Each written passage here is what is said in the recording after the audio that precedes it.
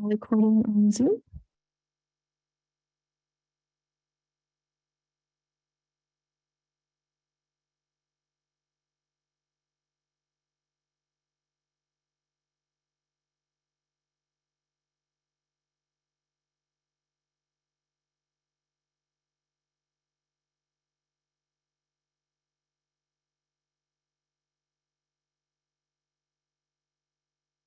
And then red is on.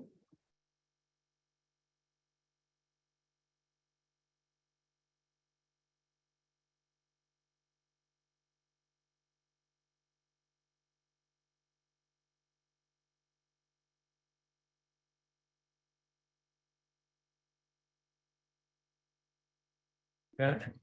All right. The light will turn on, mic's on. You're live. Okay.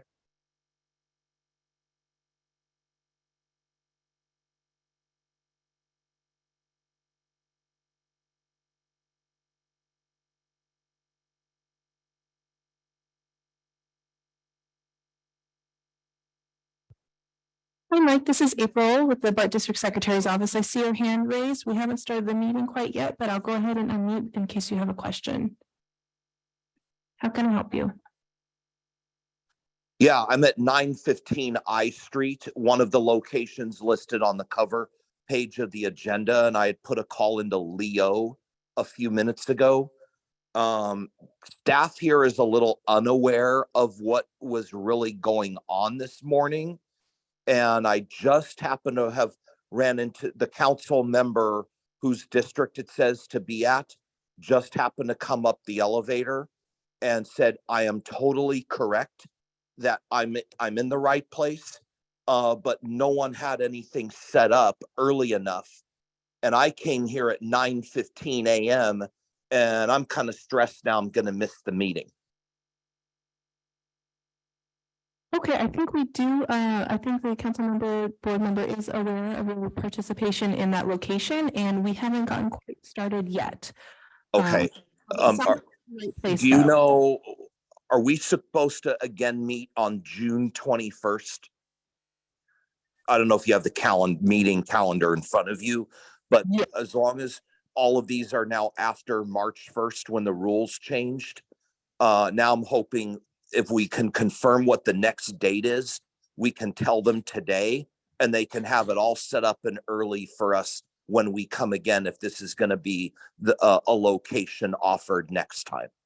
Sure, yes, Mike, that is the next scheduled date for the meeting, and we can discuss with you further offline about the locations if you have any follow-up questions. Okay, and I can discuss with Ryan of the council staff and the council member directly. Just so, since you've confirmed what the next date is, that City Hall security and everyone here at City Hall is aware, and we can make it smoother when we come in again in June. Sure, yes, we will have our staff reach out to you to confirm that and work with you, and I'm actually going to transition now so that we can get prepared to start the meeting. So you'll be on mute, but we're glad you're with us today. Okay, all right, and I'll give you my phone number a little later if there's any, so we can work things out a bit smoother. Okay, thank you very much, Mike. Okay, thank you.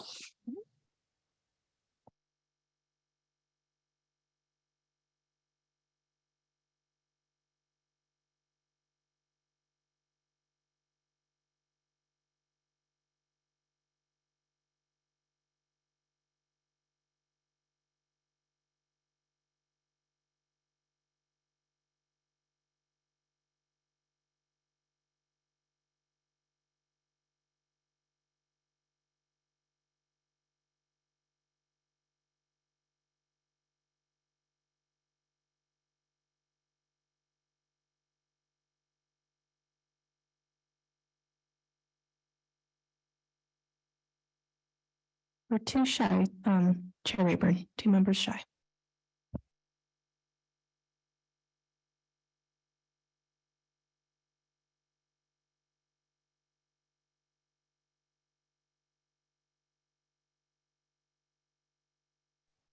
Hi, this is Janice Lee. You can hear and see me all right?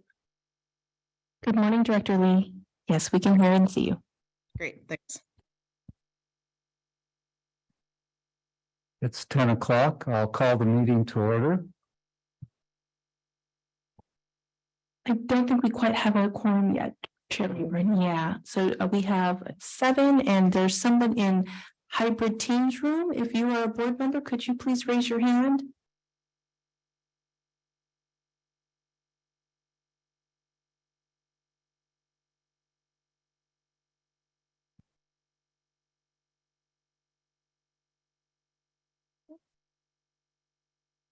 We have Mr. Holmes on, Supervisor Holmes on. Yes, Director Holmes just joined, and so it looks like we will need one more. 8. Mm-mm. Yes, I'm here. Yes, Good to hear. Let's see.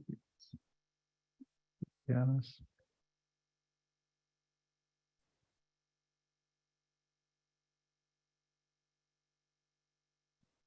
are there any board members that are on the line on Zoom? If you could raise your hand so that I could promote you, please.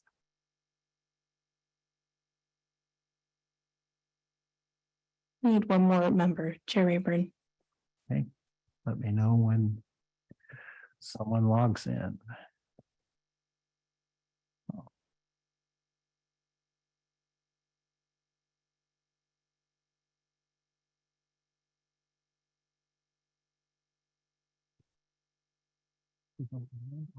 You can lead the pledge. And that way I get to introduce the mayor of Sassoon City. I want to say Sassoon City a number of times.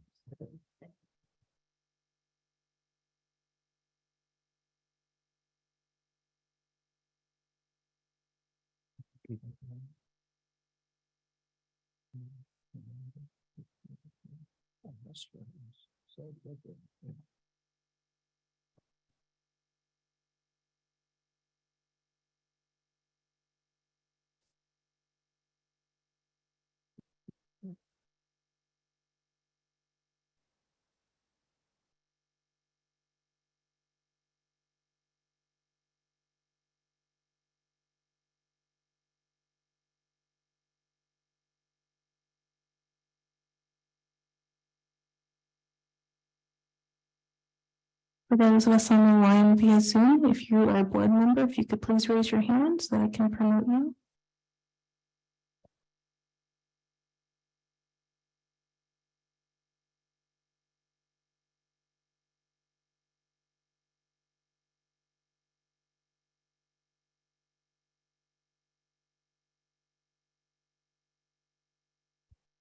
You have 9 members, Chair Rayburn. Wonderful. I'll call the meeting to order. And District Secretary, would you please call the roll? Chair Rayburn, Here. Vice Chair Bishop,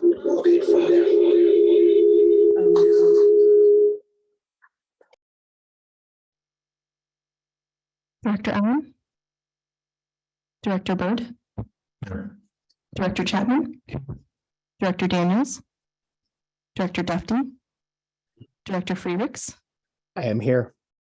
Director Hernandez, here. Director Holmes, Here. Director Jane, Here. Director Lee, Here. Director Maple, Here. Director Saltzman, Director Torres, Director Lalone, Director Kennedy, Director Don Calvillo, Director McConnell, Director Stallard. Thank you. We have a quorum, Chair Rayburn. Thank you. I would like to ask the mayor of Sassoon City, Alma Hernandez, to lead the pledge. Thank you. Please join me in the Pledge of Allegiance.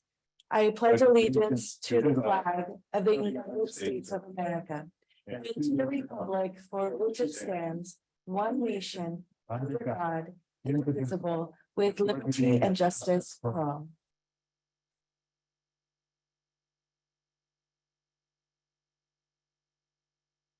Welcome and thank you all for joining us here today. This is the board meeting for the Capitol Quarters Joint Powers Authority Board of Directors. Please note today's meeting is an in-person meeting in the beautiful new Solano Transportation Authority Boardroom here in downtown Suisun City. There is an option for participation by teleconference. Please note that board members participating via teleconference are all doing so in locations posted 72 hours in advance of the meeting that are open and available for public participation. All speakers, including the CCJPA board and staff, are requested to announce their name as they begin to speak. Participants can join today's board meeting in one of the following ways. It's detailed in the agenda on page 1, in person or by telephone, which is 833-548-0282, or via Zoom. The identification's 812-1104-9439. This meeting is being live streamed and can be watched on youtube.com/Capitol Corridor. You can download the agenda and materials at the Capitol Corridor website. For public participants who joined in person, if you would like to provide public comments, please complete a written request. The brown forms are outside the door. For public participants via telephone, your microphones are automatically muted. If you wish to speak on an agenda item, please dial *9 to virtually raise your hand when public comments announced.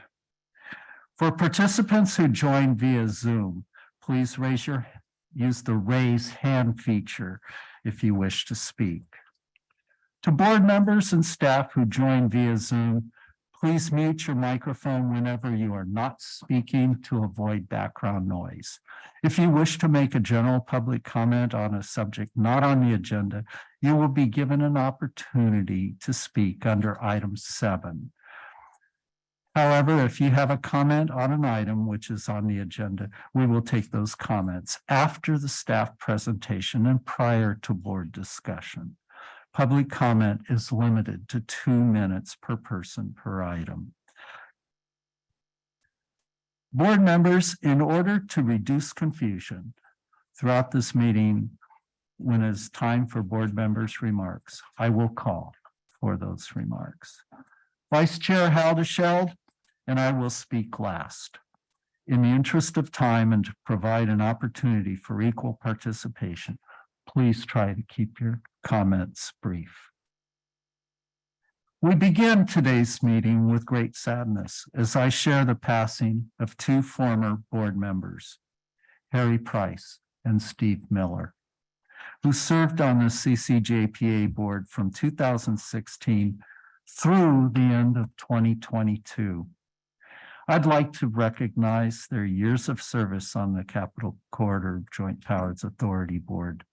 Our thoughts and prayers are with their families and friends.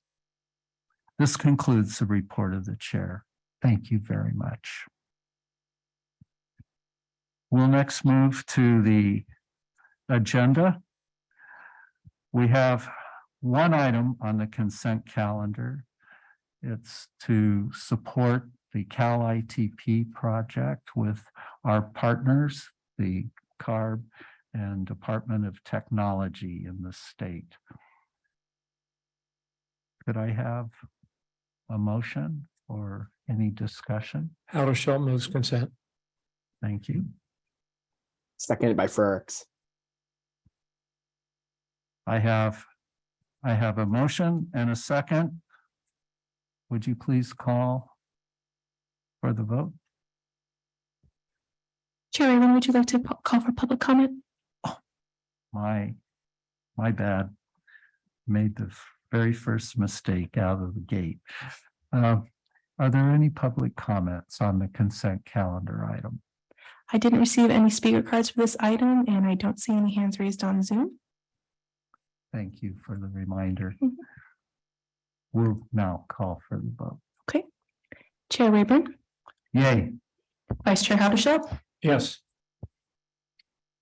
Director Allen, Director Byrd, Aye. Director Chapman, Aye. Director Daniels, Director Duffy, Director Freelix, Aye. Director Hernandez. Aye. Director Holmes, Aye. Director Jane, Yes. Director Lee, Yes. Director Maple, Yes.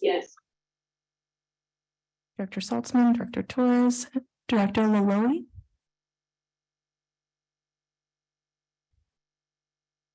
Director Malloy. I see you're unmuted, Director Malloy.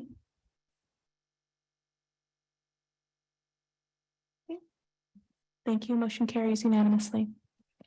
Thank you very much. We'll now turn to item 5, the action and discussion items. Number 1 is the annual business plan for fiscal year 22-23 and fiscal year 24-25. I'll have staff give us a short presentation. Thank you. Rob Paget, Managing Director for Capital Corridor. This first item is our annual business plan approval. I will first talk a little bit about the process of development and then the specifics of the request we are making to the state. I'm joined today by Kat Lucio, our Manager of Budget and Administration. Go to the next slide, please.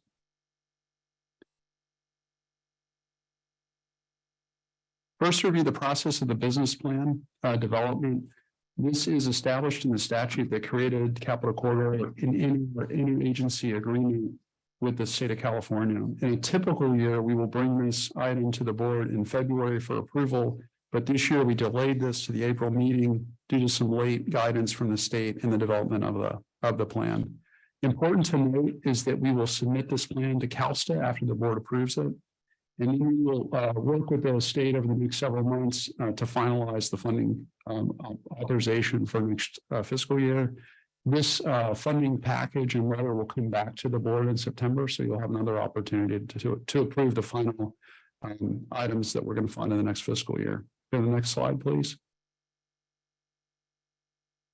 The overall structure to the business plan is shown here. It is included in your packet. Again, this is established in statute, and we certainly follow that. And we provide lots of direction and guidance on what we're going to do over the coming year. And then bring that out to the public. If you can go to the next slide here. At a high level, we show here our key performance measures for FY22. So that's the fiscal year we just completed. Important to note here, and I'm going to talk more about the budget side of this soon, is our fare box recovery ratio, which is at 35%. And what that is that is the percentage of our operating costs that we cover through fare revenue. We actually hit 60% in FY19, our last full year pre-pandemic. We're expected to be at about 50%. So we're going to work on bringing that number up in the coming years. Go to the next slide, please. We also had extensive public meetings. These are all virtual this year. Historically, we've actually worked on having these meetings on some of our busy trains to give the public an opportunity to provide feedback. And just before the pandemic, we were actually trying to have some of these virtually so we could get more feedback. But we've had to transition to that entirely over the last couple of years. My hope is that next year we'll get back out on the train again so that folks will have an opportunity to talk to our staff directly and provide feedback. You have a complete packet of all of the comments you receive from the public through that stakeholder outreach with a response to each of those. It's really important that we not only let the customers and other stakeholders know that we're listening, but respond to their specific ideas.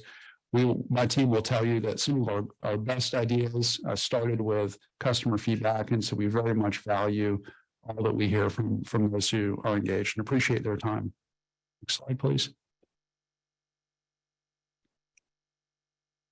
So before I hand it over to Kat to talk through our specific budget proposal today, I want to talk at a high level, especially with a lot of new board members, about how we're set up.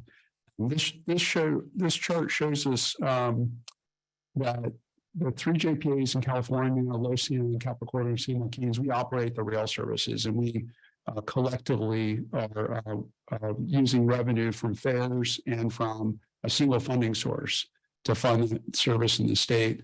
We've all seen a drop in ridership and revenue over the last several years. We've been working really closely with Amtrak to manage our costs to the extent we can do that. We also were very fortunate to receive substantial federal support. Our service is not typically funded at the federal level, but that really did get us through the last couple of years and will help us get through the next couple of years as well. Can you go to the next slide, please? This gives you a sense of where we are collectively. This is the three JPAs. This is non-capital corridor. We have a total funding availability of $130.8 million annually for the three services. And that funds our operating subsidies, so the difference between the Amtrak operating costs and the fare revenue received. And it funds the administrative support that we provide to oversee the services across the state. So if you go back and you can see in this chart in FY18, FY19, we were a little bit below that 130.8 million. The last few years, we've been running above it. And that's where we've benefited from the federal COVID relief dollars.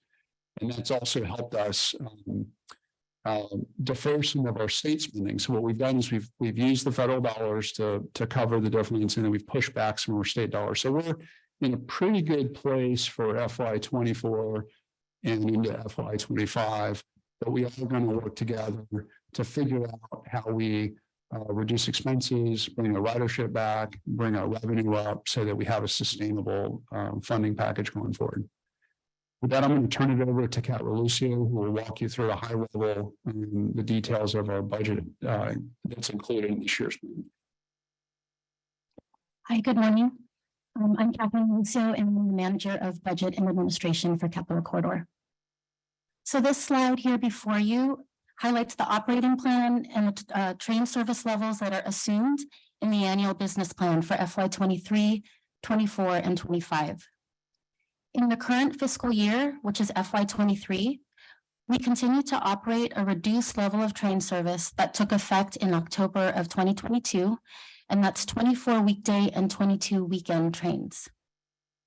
The FY24 annual business plan and forecast assumes an increase in train service levels, restoring to pre-pandemic levels of 30 weekday and 22 weekend trains in the first quarter of FY24. Any actual increase in service will need to be approved by the state and will depend on equipment availability and funding resources. Next slide, please. So this slide details the operating budget that's required to support the train service levels that were on the prior slide. The current FY23 contract column, that's the first column there on the slide. It assumes the current level of temporary reduced service for the first quarter and the increased service of 30 trains, 30 weekday, 22 weekend on the weekends, and for the quarters 2 through 4. In contrast, the forecast for FY24 and FY25, which are the blue columns, those assume the higher level of service, the pre-pandemic level of service for the full fiscal year. And we'll see in the operating budget forecast for FY24, which is the first blue column, you'll see that we're assuming a ridership increase of 20% over FY23, which is a 22% difference from what we experienced in FY19. For revenue, we're assuming an increase of 17% in revenue as compared to the current year, which is a 23% decrease from what we had in FY19. For the Amtrak operating costs, we are forecasting a budget of $71.9 million, which is 15% above the current year and 15% above FY19. The very bottom row is the state funding request. It's what we call our operating budget, and it's basically the difference between the costs and the revenue. For FY24, we are projecting a 13% increase from what we had in FY23, which is a 75% increase from what we saw in FY19. Next slide, please.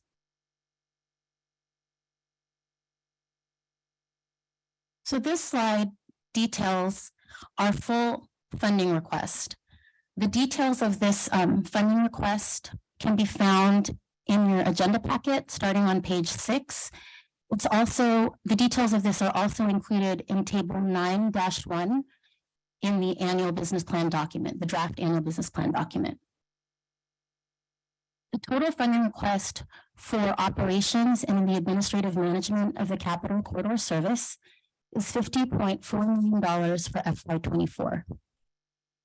You'll also see a CCJPA supplemental allocation of $1.5 million, and that is for capitalized maintenance and minor capital projects. And the bottom line there, the supplemental allocation for the California Intercity Passenger Rail Services for $14.7 million. Those are for CCJPA-led projects that benefit all of the intercity passenger rail services in California. So that would be Capital Corridor, the San Joaquins, and the Pacific Surfliner. Those projects include Northern California Onboard Wi-Fi, the California Integrated Travel Project, or CAL-ITP, the California Passenger Information Display System, or CAL-PIDS, and the fourth project is the Link 21 project. So today we're asking for the board's approval of the draft FY24 and FY25 annual business plan and funding request. And this concludes our presentation, and we would be happy to take any questions that you have. Thank you, Rob and Kat, for your presentation. Do we have any public comments on the annual business plan? Yes, we do, Chair Rayburn, and I just also wanted to note and advise that we're having some technical difficulties with the live stream, but we're working to get it corrected. So for those who are watching Thanks. out on YouTube. And so I didn't receive any speaker cards for this item, but I do see a hand on Zoom. We'll first go to Michael. Michael, welcome. Michael, please go ahead. Please accept the unmute request. Okay, there you go. Okay. Okay. Good morning, Chair Rayburn. This is Michael. Can you hear me okay? Loud and clear. Okay, thank you. Yeah, I just wanted to thank staff for the presentation on this. I hope the forecasted projection and as shown in the slide, and I've been working a lot of this behind the scenes with Leo. So I want to acknowledge him and his work on this as well. That on Monday, October 2nd, if equipment is all lined up and every one of the both JPAs, San Joaquin and Capital Corridor have everything lined up in order, not only that they have their Siemens Venture cars ready for service on that date, but on October 2nd, that the Capital Corridor can successfully receive the transfer of equipment needed to go to a full Monday through Friday schedule. And between meetings, I will continuously work with Leo on that and attend virtually the SJJPA meetings as they're being held. And the last thing I want to comment on, I do see that there's a big funding request. And I was just discussing in the room with Council Member Maple, wanted to acknowledge her and her staff for getting everything in the conference room at 915 I Street straightened and worked out today. That's where I'm at in joining you. There's a main budget bill, but I think where everyone needs to kind of get together is to develop a strong budget trailer bill. So hopefully we could talk to Senators Ashby and Wiener, Sacramento and San Francisco, to get a successful funding request in the trailer bill. Thank you. Thank you, Mr. Barnbaum. Do we have other speakers? I don't see any additional hands raised. Thank you. Any comments from the board? I don't see any. Other than an excellent presentation. You really, encapsulated and summarized concisely, a lot of detailed information. So thank you. I think that the operative, go right ahead.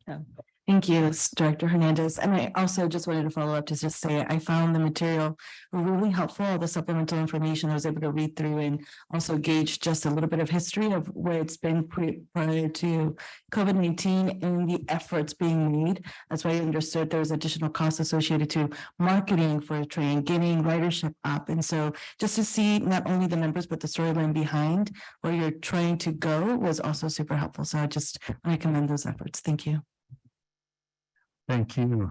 And if the train that I was on this morning, this is Chair Rayburn, is any reflection of the future, the uncertainty that we're facing with this budget, I think it gives me some optimism seeing crowded cars on our trains and all the bike spaces were filled as well. So I will take a motion. Chair Rayburn, excuse me, I'm sorry to interrupt. Director Maple has a hand raised. Oh, please. Hello, this is Director Maple. Can you hear me okay? I just wanted to really appreciate Rob for giving me a briefing on this. I'm new to this board, and so just appreciate the staff time that went into not only putting this together, the really thorough presentation, but also taking the time to separately make sure that I was educated. So just thank you for that. Thank you. Thanks. And I just want to say thanks to my team for pulling this together. They did a great job of outreach to the public. Appreciate the comments. Obviously, I did not do this myself. I did this with the team. So appreciate everybody's work today. I'll take a motion. So moved. John seconds. Thank you. We have a motion and a second. Please call for the vote. Chair Rayburn, Yay. Vice Chair Haddishelt, Yay. Director Allen, Director Byrd, Aye. Director Chapman, Aye. Director Daniels, Director Duffy, Director Freelix, Aye. Director Hernandez, Aye. Director Holmes, Aye. Director Jean, Yes. Director Lee, Yes. Director Maple, Yes. Director Saltzman, Director Torres, and Director Lololi. Excuse me. Aye. Oh, thank you. Motion carries by requiring 2/3 vote unanimously. Thank you for your attendance. We're on time and let's keep it on budget. The next item is the item 2, Tap to Ride pilot update involving our Cal ITP project.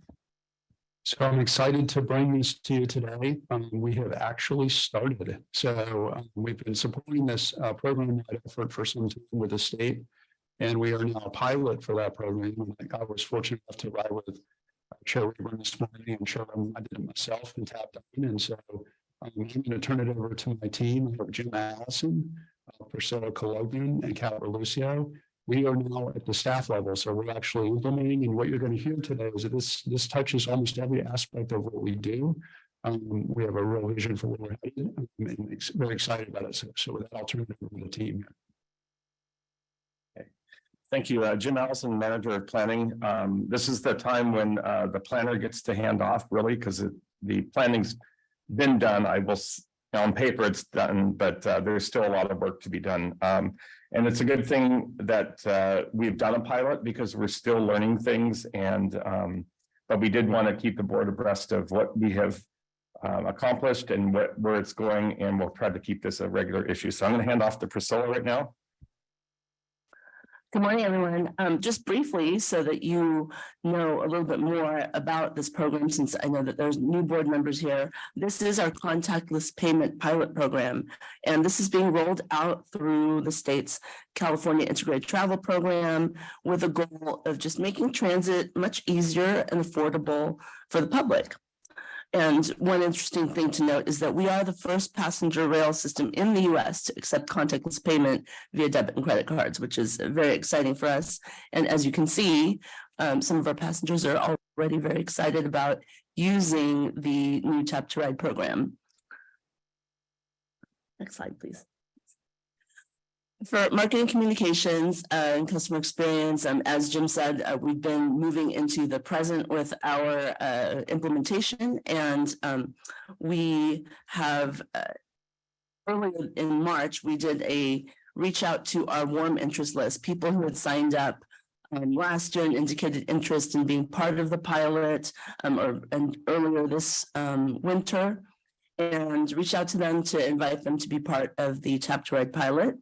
We then, once we onboarded them and had them have a few days to start the program and start using it, we hosted a feedback webinar in March to sort of learn early on and speak directly to the users and see how it was working for them.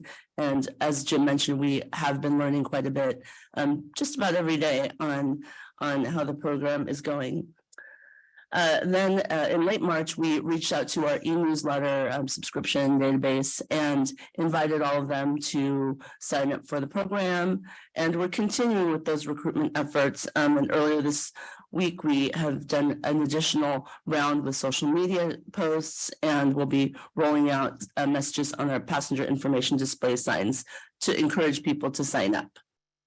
As of earlier this week, we had 81 participants enrolled so far.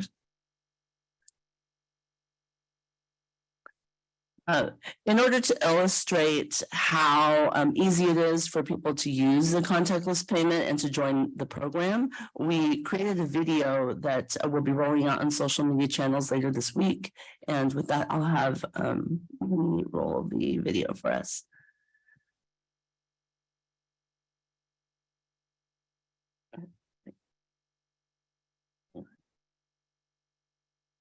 Oh, it's going. You have to show this one. Yeah. Hold on just a moment.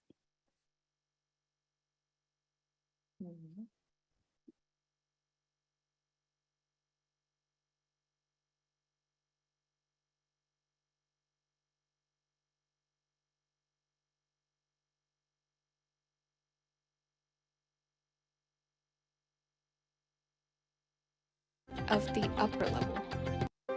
Welcome to the Tap to Ride pilot program. Here are 5 easy steps on how to use Tap to Ride. Step 1. Register online with the credit card you will use on your rides. Once you are registered through Little Pay, it is ready to use. Step 2. Enter the train at the opposite end of the locomotive, where the card readers are located. There are a total of 4 Tap to Ride readers. They are located near the doors on the lower level and at top of the steps of the upper level. Step 3. Once you've located the readers, you can simply tap your card. Once you hear the beep and see green lights flashing, you are all set. And remember, your tap is your ticket. Step 4. Find your seat and have your conductor scan your credit card.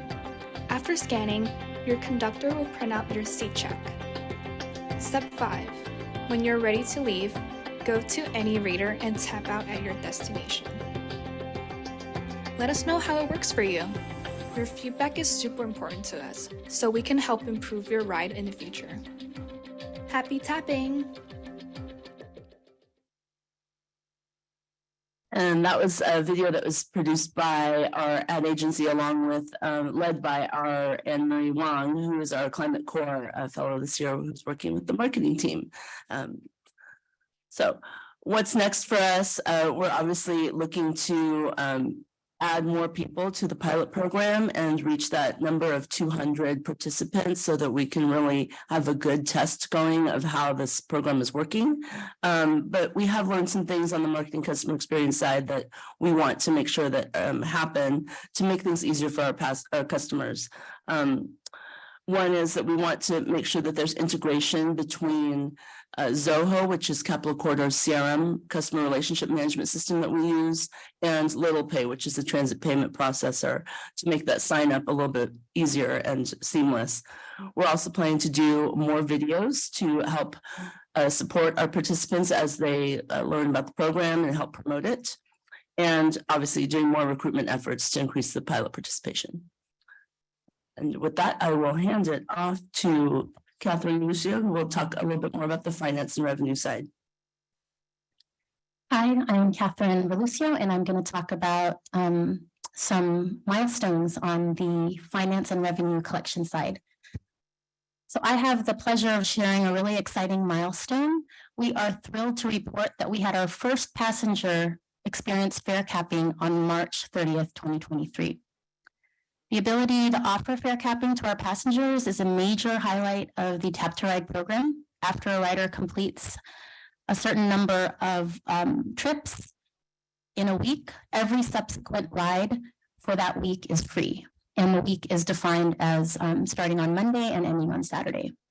That very same passenger has achieved fare capping 2 times and took another 2 trips after reaching fare capping for a total of 4 free trips or journeys.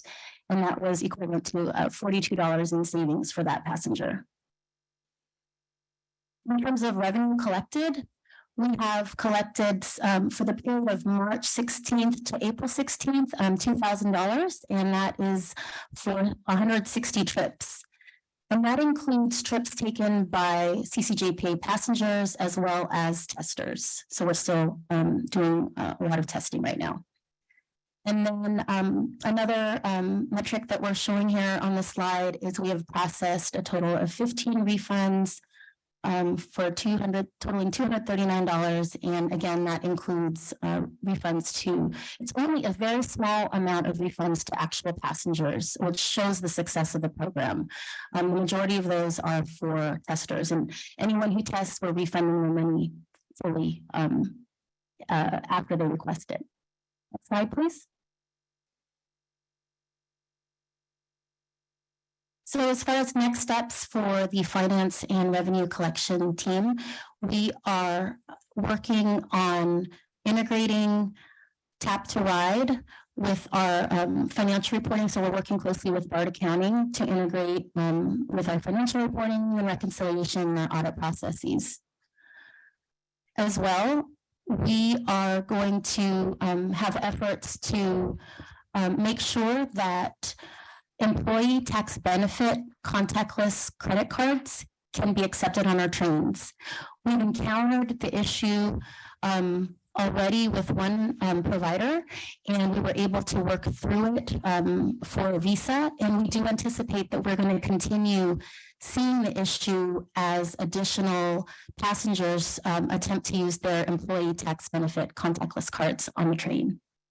So that is an issue we do expect to see, and we will work on that. And then third, a really important effort is to integrate Tap to Ride with Amtrak. And so we are focusing some efforts on ensuring that we can share data and financial reports for reconciliation purposes. And I'm going to pass it off to Jim Allison. Okay, thank you, Kat. Jim Allison, Manager of Planning. I'm going to talk a little bit on the last slide about the kind of the last piece in the puzzle that we need to keep working on. And that is on the conductor and customer inspection side. This was the very last piece in the whole process to be acted upon, because we had to wait for the readers to get on and go through some testing. And then it was time to train the conductors, as many as we could, before the launch. We were very successful with a core group that was able to be reached, and I would say less successful reaching those who were on like the on-call system, or just that were off for those couple of weeks. So we have a mixture of conductors out there who are very used to this and use their inspection device, which is the Samsung phone, effectively, and we have others who may have just gotten the device and some instructions and good luck. And it's not going as well. So we're concentrating right now on resolving that challenge of addressing with the conductors direct one-on-one training, including at their crew base or actually on the train itself. So for instance, I ride the train quite a lot. I tend to see both the educated up to speed conductors, but occasionally, as I did today, I saw a conductor who did not have his device. And so I explained a little bit about what the program is and heard his input, how he was trained or what information he got. So we'll take that back. Hello, I'm Rob Paget, Managing Director of Capital Corridor. On behalf of my entire team, I would like to thank each of. Okay. Didn't mean to play a video there, but the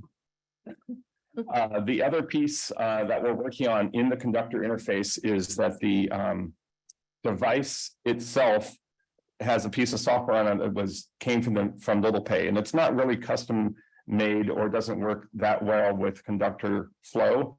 So we're going to work to write some new software and get that to work much better with the conductor, improve their speed and not have them to log in and all those things as much. So those are the two next steps that we're really working on, is getting out training and getting more conductors experienced, and then working on their user interface on that.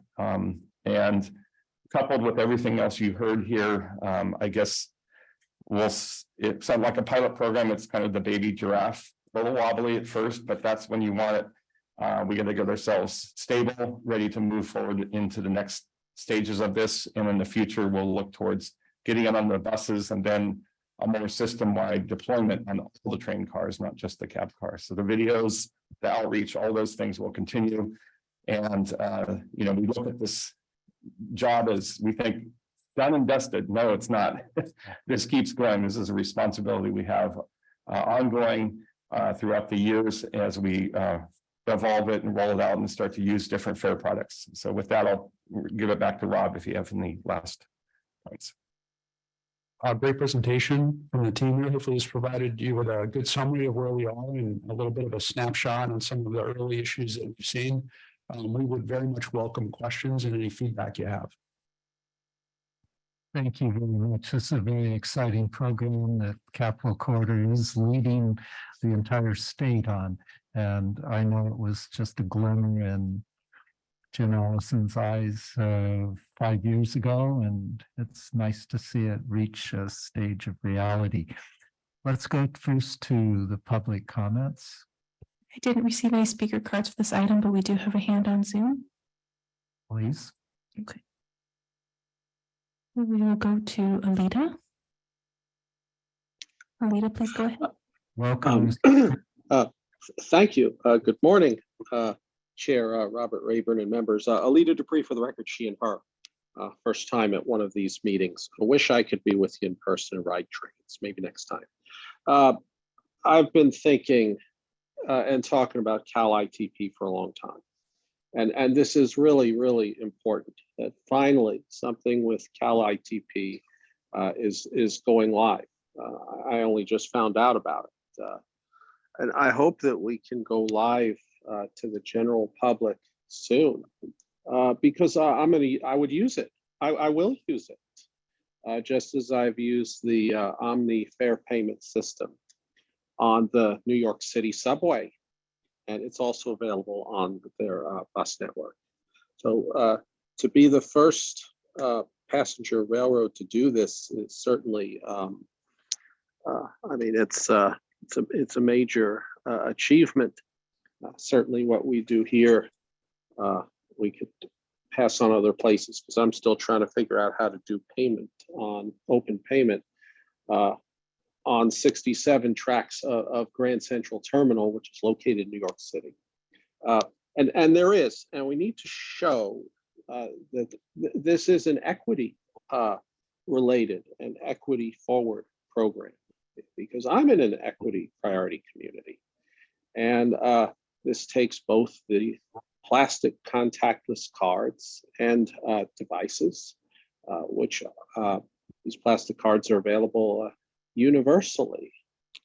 And it takes away the issue of orphan balances with some of these closed loop systems. I did write some of this in my letter. Hope you all got to see it. But let's make this happen. Thank you. Thank you. We do have an additional hand raised. Please go right ahead.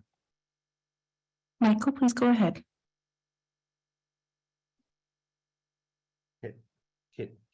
Can you hear and see me okay? Yes. Yes, thank you. At first I wasn't planning to speak, but I wanted to piggyback on something the previous speaker mentioned.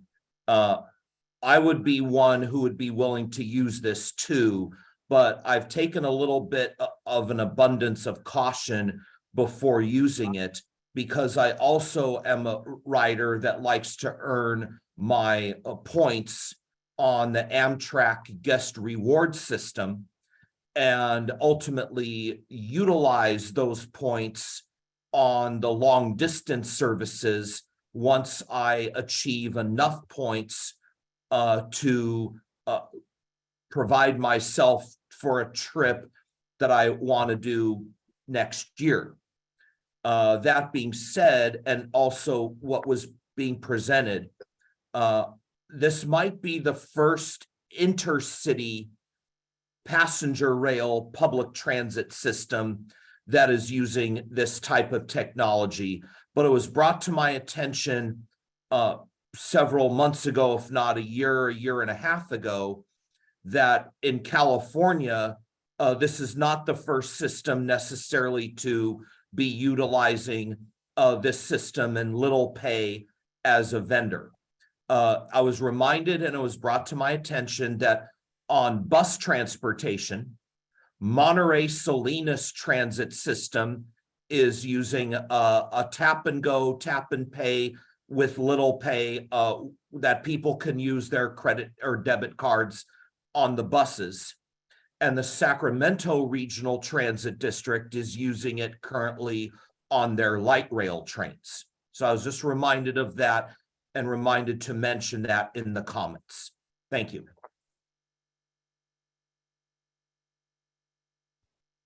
I don't see any additional hands raised. Thank you very much. Those were excellent comments. Anybody on the board have some comments? I see everybody. Let's just go down the line. Director Maple. Hi there, thank you. Well, first of all, I just want to say I take great pride in the fact that I am the youngest member of the city council here in Sacramento.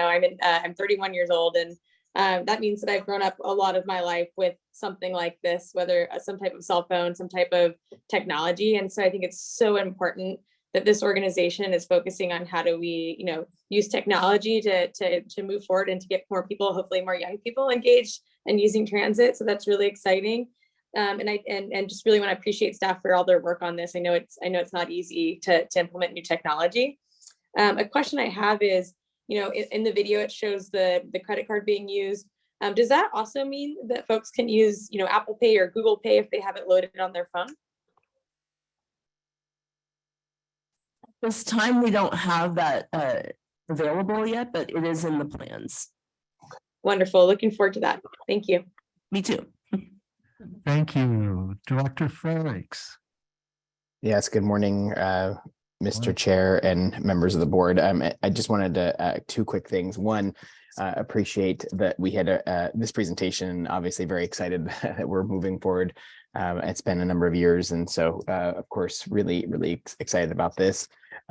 We did receive a public comment. I know correspondence, written correspondence. I apologize. I don't recall the person's name that sent it to us, but the board received one asking about the issues around, the potential use of Clipper card and as we know, in the Sacramento area, we have the Connect card.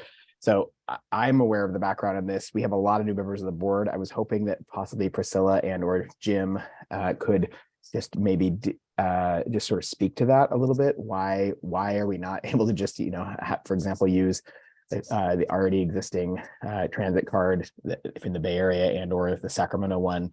So, obviously there's reasons why each region has its own, unfortunately, but then also we may have something a little bit different. So just would appreciate just a little bit of an explanation if possible, for just to remind members of the public, since we received that public message as well, but also for new members of the board that might not be aware of sort of a little bit of the history. I'd appreciate that. Thank you. Hi, this is Jim Allison. I'll respond to that. There's a couple of reasons why we didn't go with the Clipper Connect card, and the answer is actually rooted in that very fact, is that you have to integrate with each region that does their own thing. What both of those cards are, those are closed loop systems, meaning that your money goes into a system that can only be used in that system. So that's the closed part of it.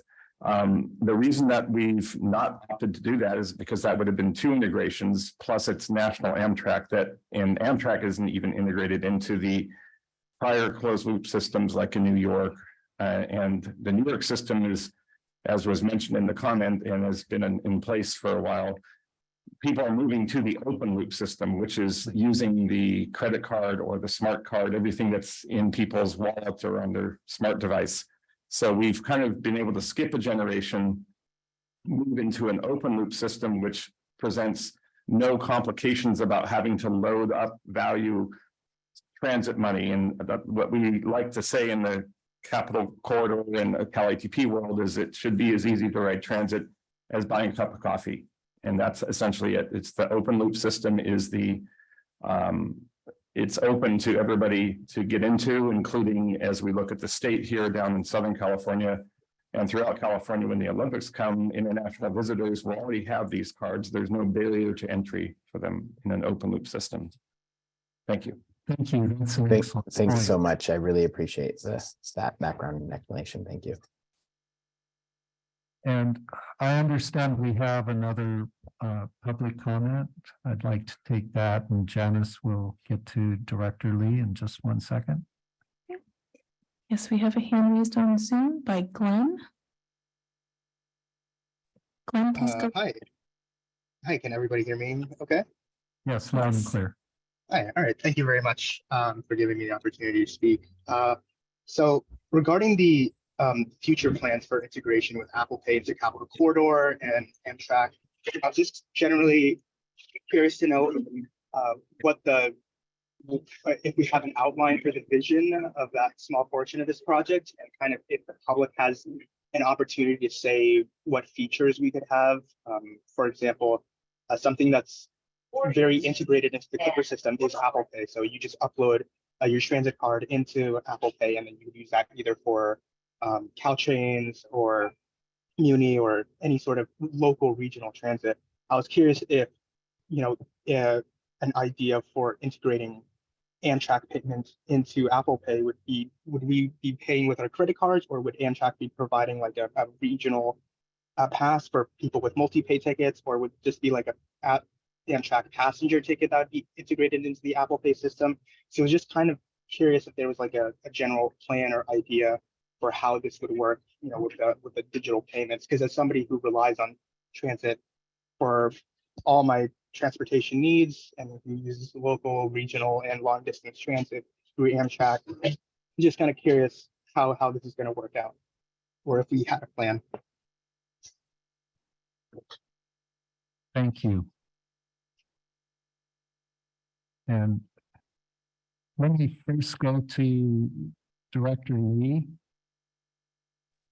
Yes, thank you so much. I first want to say welcome to all the new directors. I'm really excited to have more millennials on this board. So really excited to see new faces here. I'm super excited about Tap to Ride now that it's moving towards implementation.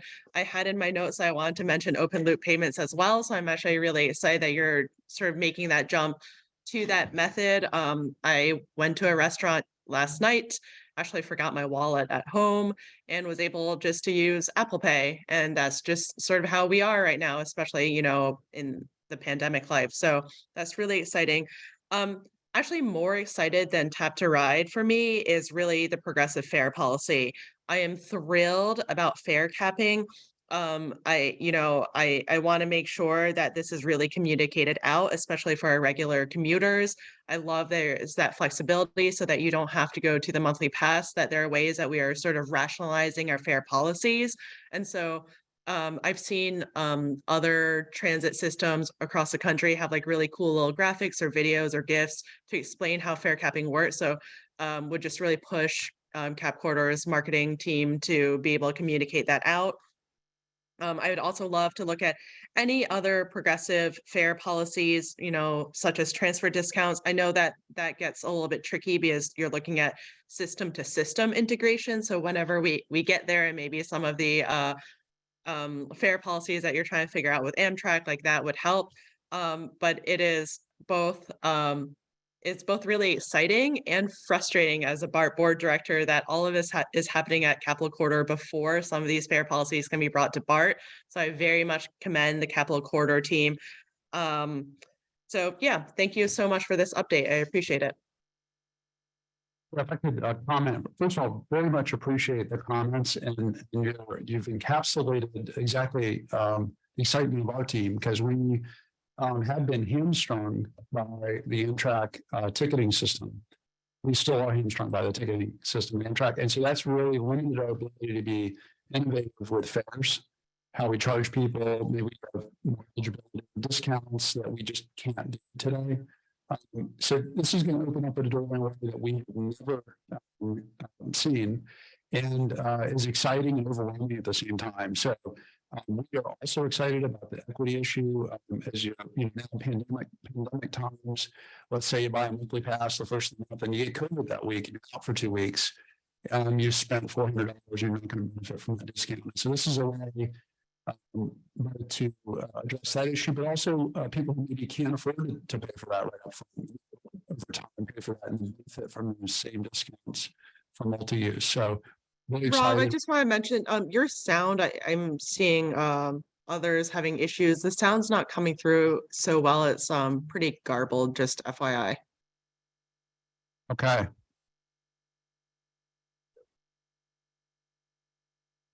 All right, yeah, I'll wrap up. But anyways, just wanted to say we're excited about the equity issues and that we can address with you and the ways in which we can look at fares going forward. I do want to say though, the other thing that didn't come out as clearly in the presentation is we do think there's a real opportunity here to connect to other systems. We want people to be able to do that without thinking about it. They don't believe about who the operator is. They just tap and keep moving from one system to another. And there's no doubt that is going to increase transit ridership and intercity rail ridership in the state. I also just wanted to note really quickly that Director Lowy's hand is up. Thank you. I have Director Janine first, and then I'll call on Lowy. Thank you, Chair.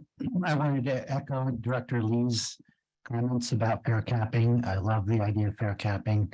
I did want to ask some questions about the tap to ride.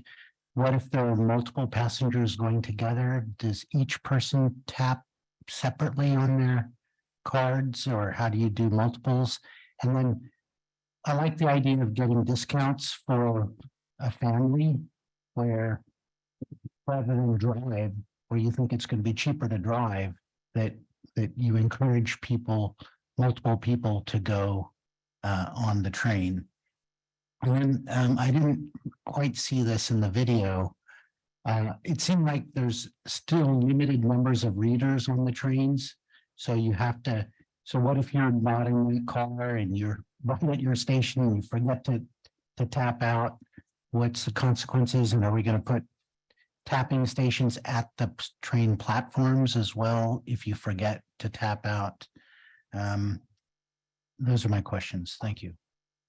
Okay, great. Thank you. Jim Allison, Manager of Planning. I'll try to get to those, and a lot of deep, good questions there. Let me start in reverse in terms of the questions asked. So at the stations right now, we don't have direct plans to do those, putting pedestals and powering them up at stations, but we are looking towards Sacramento as one of the first stations to do that. So that's not just on the train. So if you have forgotten something, as you said, you can go, oh yeah, I got to tap out and I can tap out right here. So we're looking to offer that in the future. And that's part of really what we are right now is in a pilot phase. And I'll get to these other couple of questions. We've just started off in the cab cars only at this point in time, but we have funding and we have the readers to go to the rest of the cars. We wanted to start off with this first to make sure this wasn't a complete abject failure. So that we're launching with just a few customers, the under 200 customers, and these aren't the entire gamut of customers. These are the customers that are more or less solo, they're going alone. We don't have the solution to answer your other questions about group travel or multiple folks traveling right now. That is going to take some work out of Priscilla's team probably to develop an interface, because as you can imagine, it's difficult to take one person's card and hand it to Priscilla, and she uses the same card. In fact, there's restrictions against that because your card's already been presented. So for now, everybody would have to sign up, which isn't where we want to be eventually, but everybody has to sign up, have a card separately, and then tap on. So we're taking sort of this is the baby giraffe step, a little wobbly, learning, getting our feet on the ground, doing some things first, and then we open it up in various steps to group travel or family travel. And we put it on the rest of the cars once we see it's all working correctly. And we're not really quite there yet. We need to see some signs, and just for the fact of supply chain situations, the cables that run to these readers are made in Poland. They're rail grade. They take 4 months to get from the order to here. So there's a supply chain issue. So there's all these pieces that have to come together in concert to work.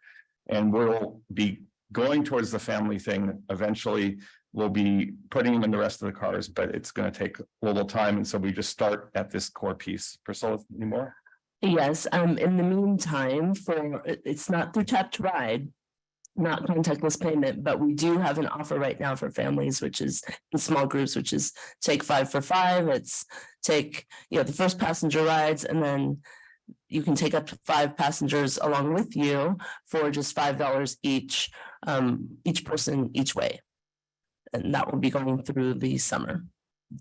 So I had a follow-up question about tapping off.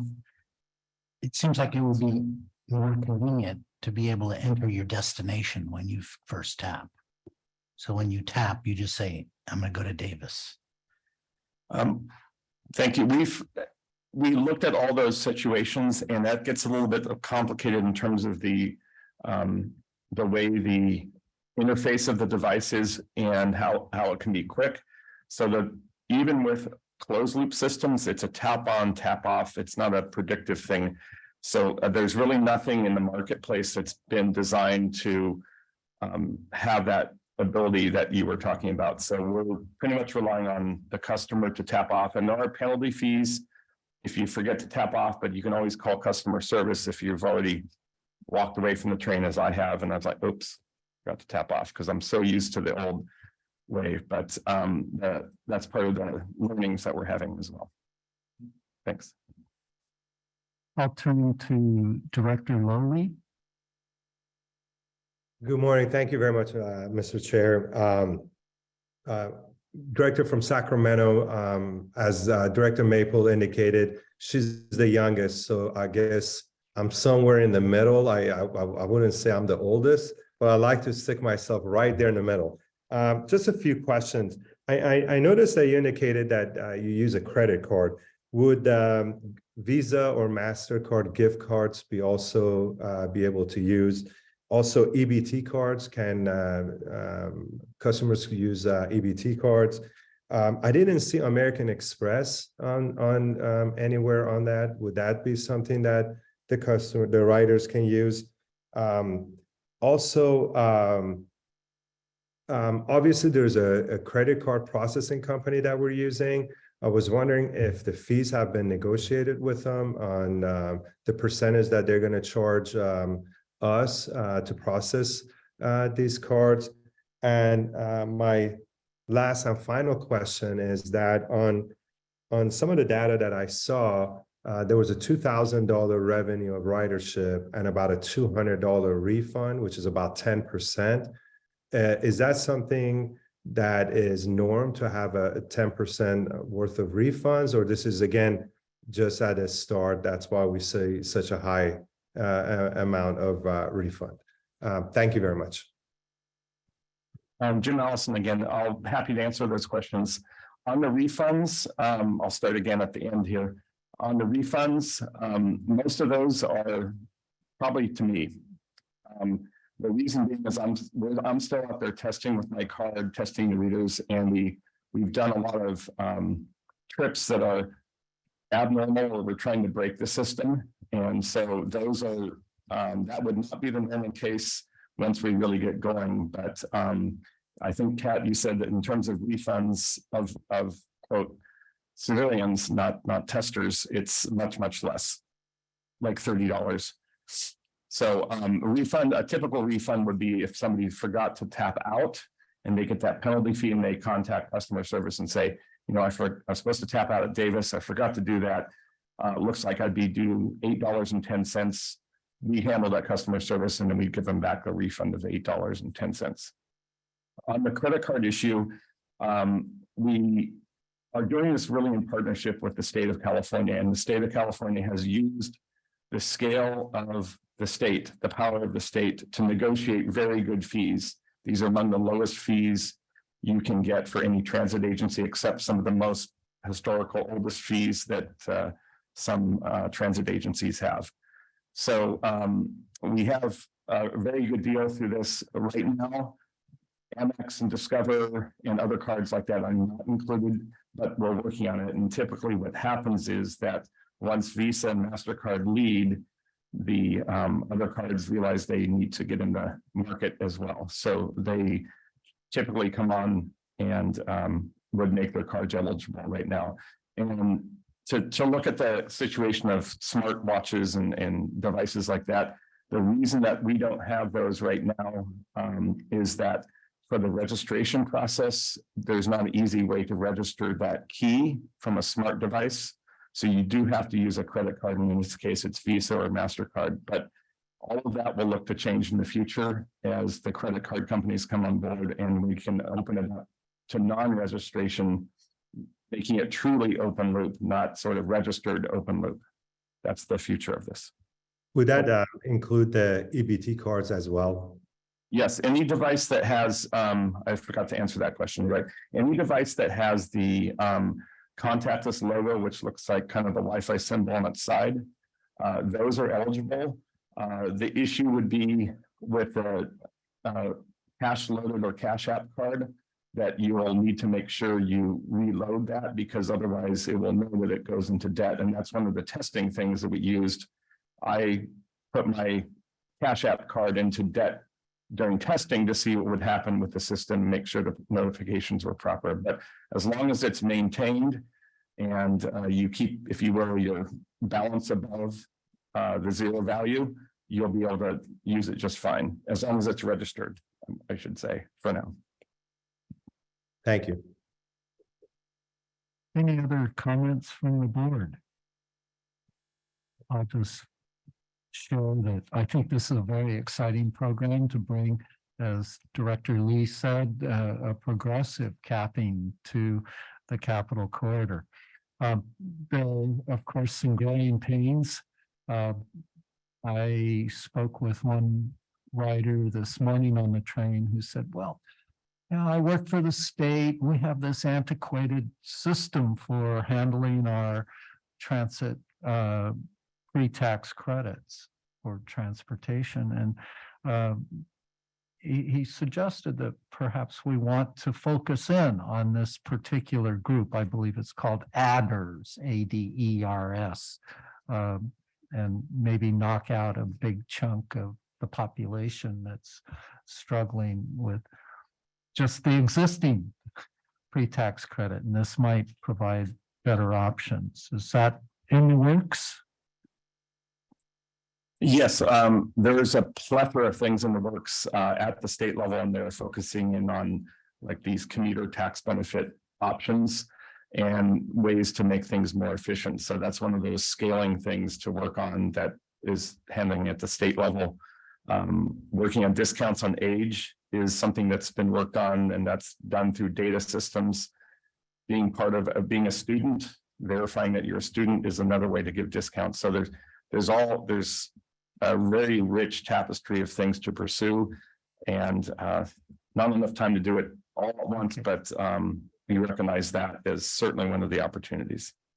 Well, some of my questions actually were already asked by other people, and I would like to bring up Mike Birnbaum's comment asking about the rewards program.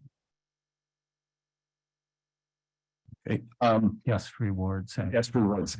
There aren't any plans right now to integrate this into Amtrak guest rewards. I'm not saying that that couldn't happen, but the idea is that the rewards offered by just using your credit card is, a lot of credit cards have their own rewards programs anyway. And whether we know it or not, we do pay for those reward programs. So the other option is to just make your cost of travel a little bit lower and not have that overhead and processing, but it's not precluded. It's just not in the plans right now. So if one wants to transfer to this system, you might consider cashing out your rewards program before you transfer. You could do that, or you can get probably an Amtrak Guest Rewards credit card and use that credit card. Okay. There's another way to do it. Another question that I had was thinking about myself. I would like to, would I involve everyone in the household or should I just go solo? I think I heard your answer. But it seems that we really want to address the more than make it easier than the Take 5 program, which would still require somebody to reach in their pocket and pay individually. So are we looking at integration within the household? Well, for right now in the pilot program, you would have to go as an individual with each card. So every member of the household would need to register for that one card because we're in a registration mode. In the future, if an app or something online was done that you kind of reserved that, hey, I'm going to take 4 people here and they're all going to travel on this credit card, we could offer a payment right then through that credit card. So Tap to Ride is not the end-all solution for every trip, but it's going to cover a lot of trips and it can be the validation point for those trips. And that's just another one of those features to look at in the future when we open it up and you don't have to be fully registered. And my last question is related to discounts, and not necessarily for discounts for the integration with other transit operators, but the discounts for, say, a senior or youth pass or veterans, are those available through this? Those are available in the near term. The first one that could be easily, well, not easily, but with a little work transferred over is this age-based discount. Cal ITP at the state level is working with California Department of Technology, which is that consent calendar item, is to make these things more automated so that nobody has, you don't have to dig out your birth certificate to prove to the transit agency that you're eligible. Data already says that you're eligible, like DMV knows that you're eligible based on your date of birth. Right. So age is a relatively easy one to do at scale. Veterans, same idea. As long as there's a data point that says, yes, you are a veteran, then they can resolve on the back end. When you register that card, when it goes on this transit system, you get that benefit. So all of them have to be dealt with in behind the scenes in data systems in the banking system. But those are definitely on the roadmap of Cal ITP. And, you know, to that end, with the basic, these different questions, I think maybe we could offer up the idea that Cal ITP representatives could come and talk about the larger scale program, about where things are going in a future board meeting if there's a lot of interest there, because we're just tapping into the scale at which these things are being solved. And I just think we heard equity from a number of the speakers. And I think that Jillian, when she gave she's the financial whiz with the state who just puts equity up front. And I was very impressed with her presentation to the board. So I think we should probably invite her back as we continue to gather more information and more people get familiar with this. There'll be more questions. Yeah, we will definitely, I appreciate all the interest from all of you today. We will definitely continue to keep you updated as we move forward and address many of the comments that were raised during the conversation.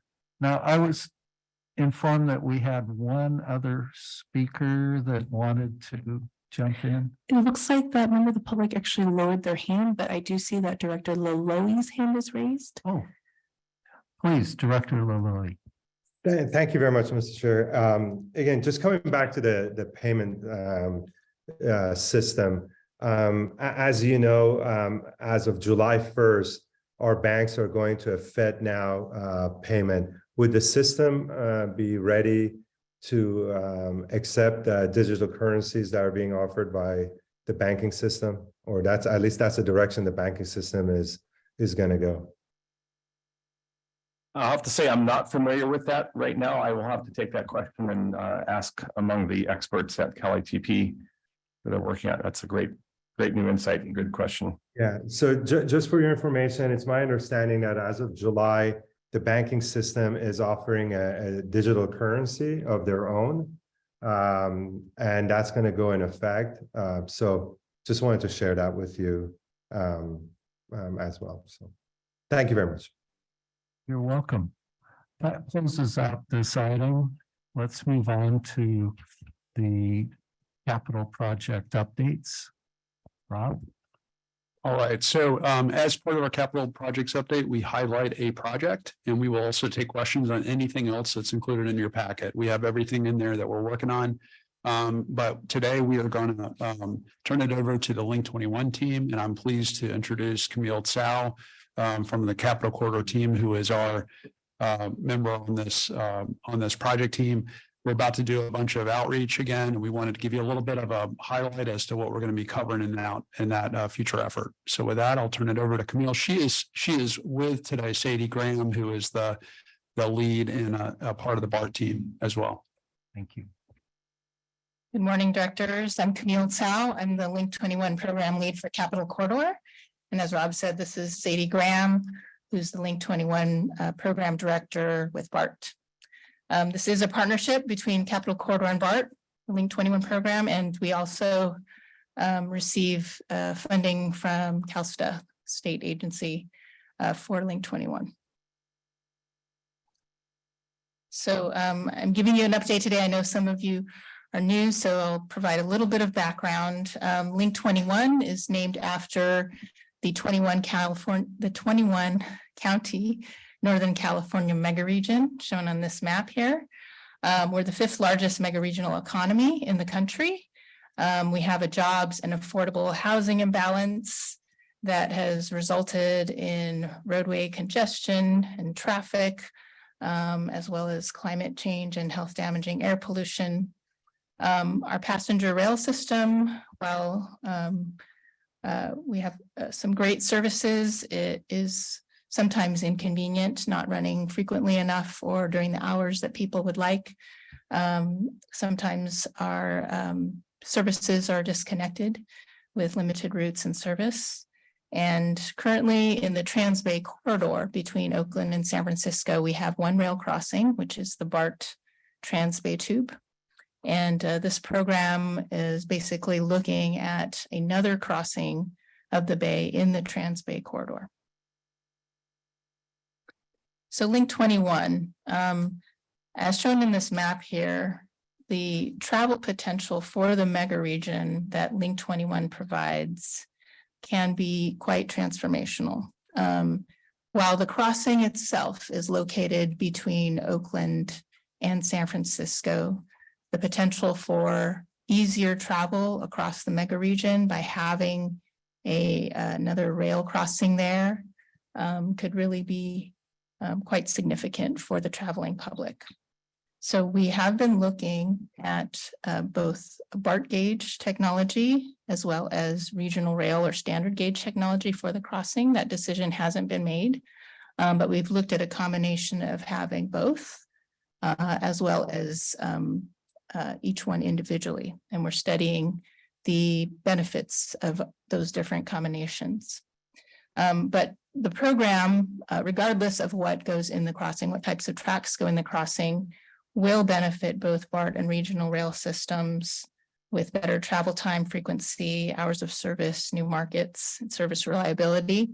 What we're trying to create here is a network that works together as one, similar to the Tap to Ride goal is we want to make it easier for people to travel so they don't have to think about which operator is providing the service, but that we work together more seamlessly as one network.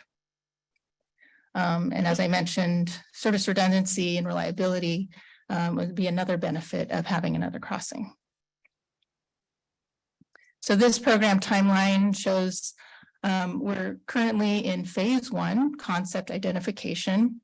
A year ago, this board and the BART board approved our first milestone, which was defining the vision statement, goals and objectives of the program. And in a year from now, we'll come to you again for another adoption of a concept that will then go into phase 2, which will be our environmental phase. So right now in phase 1, we're busy developing concepts, taking them through a business case framework, which I'll describe in a minute. Just so a concept, the way we define a concept is not just what is in a crossing and where it's located, how it connects into the existing system, but what is that service that we're going to be providing with Link 21? What are the markets that are going to be served? So that is what we mean when we talk about a concept. And as that concept gets further defined, we will have a project that we can then take into the environmental phase. So the business case is what we're using to help with decision making.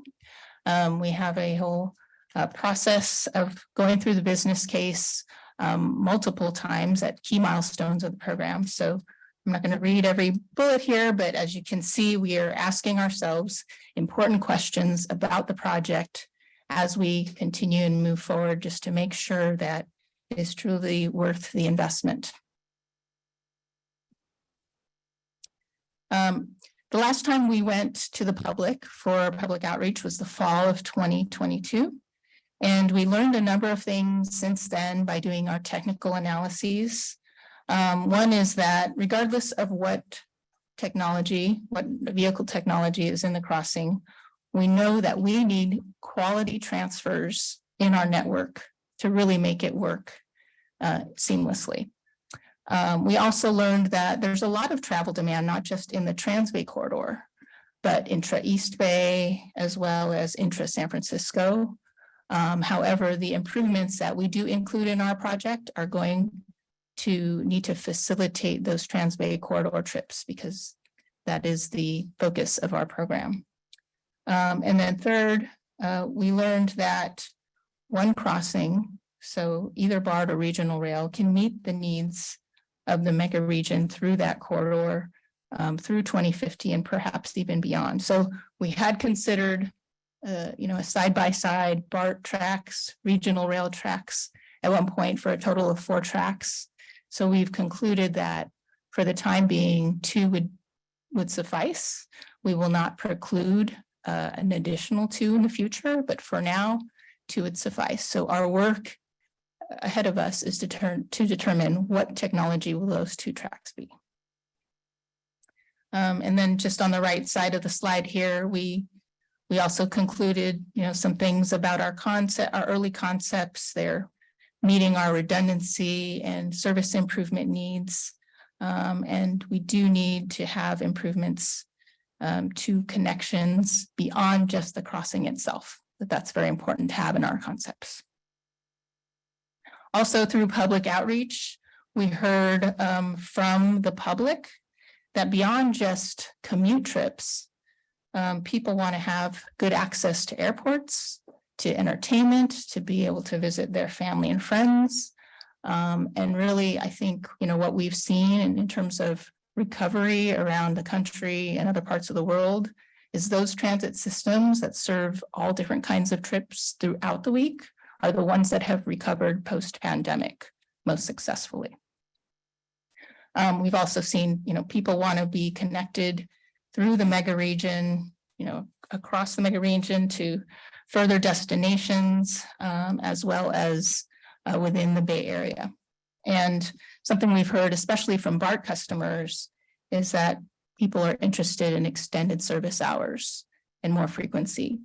And with a second crossing in the Trans-Bay Corridor, we will be that much closer to be able to provide extended service hours. We'll also need to do some other things, but that is one step in order to do that. So what I'm going to show you now are maps that describe service potential under Link 21.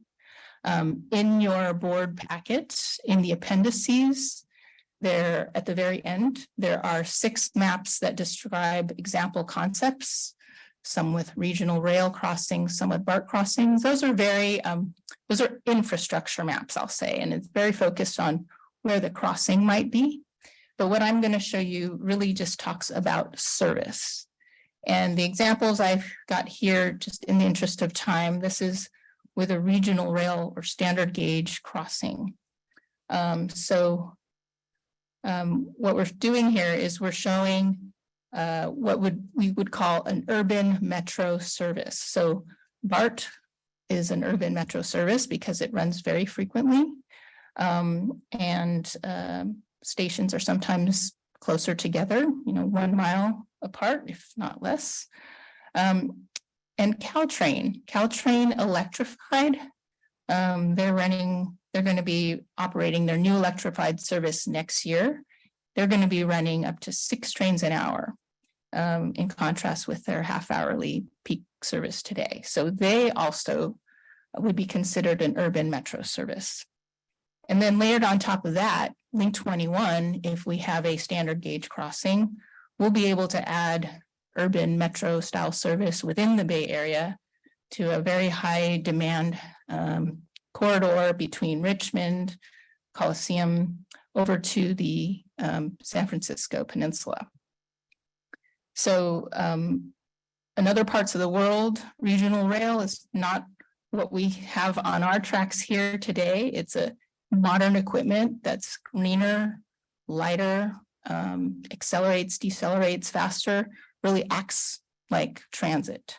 So when we talk about regional rail, we need to shift our thinking to that modern style equipment and that different type of service that can be offered.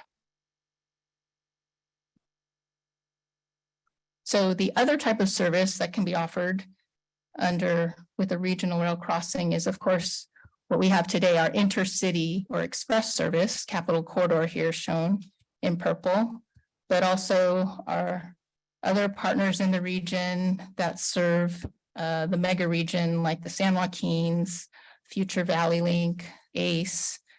These are all services that bring people from other parts of the mega region, maybe don't run as frequently as the urban metro service, but because their stations are further apart, because they can hit a higher max speed, these are for people that are coming from longer distances.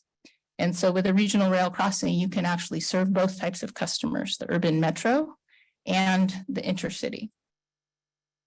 So again, here we're just showing Link 21 would enable intercity passengers to cross the bay directly. Right now, Capital Corridor passengers, they transfer at the Richmond BART station or take a bus from Emeryville in order to get to San Francisco. Under this scenario, they would be able to stay on the train and ride across the bay if they're going to San Francisco. They might possibly also have to transfer, but again, we would make those transfers more seamless than they are today. So this diagram is just showing that with a regional rail crossing, this is how many trains we would envision through that new crossing, the 12 plus the 4. The 30 is in the existing BART crossing.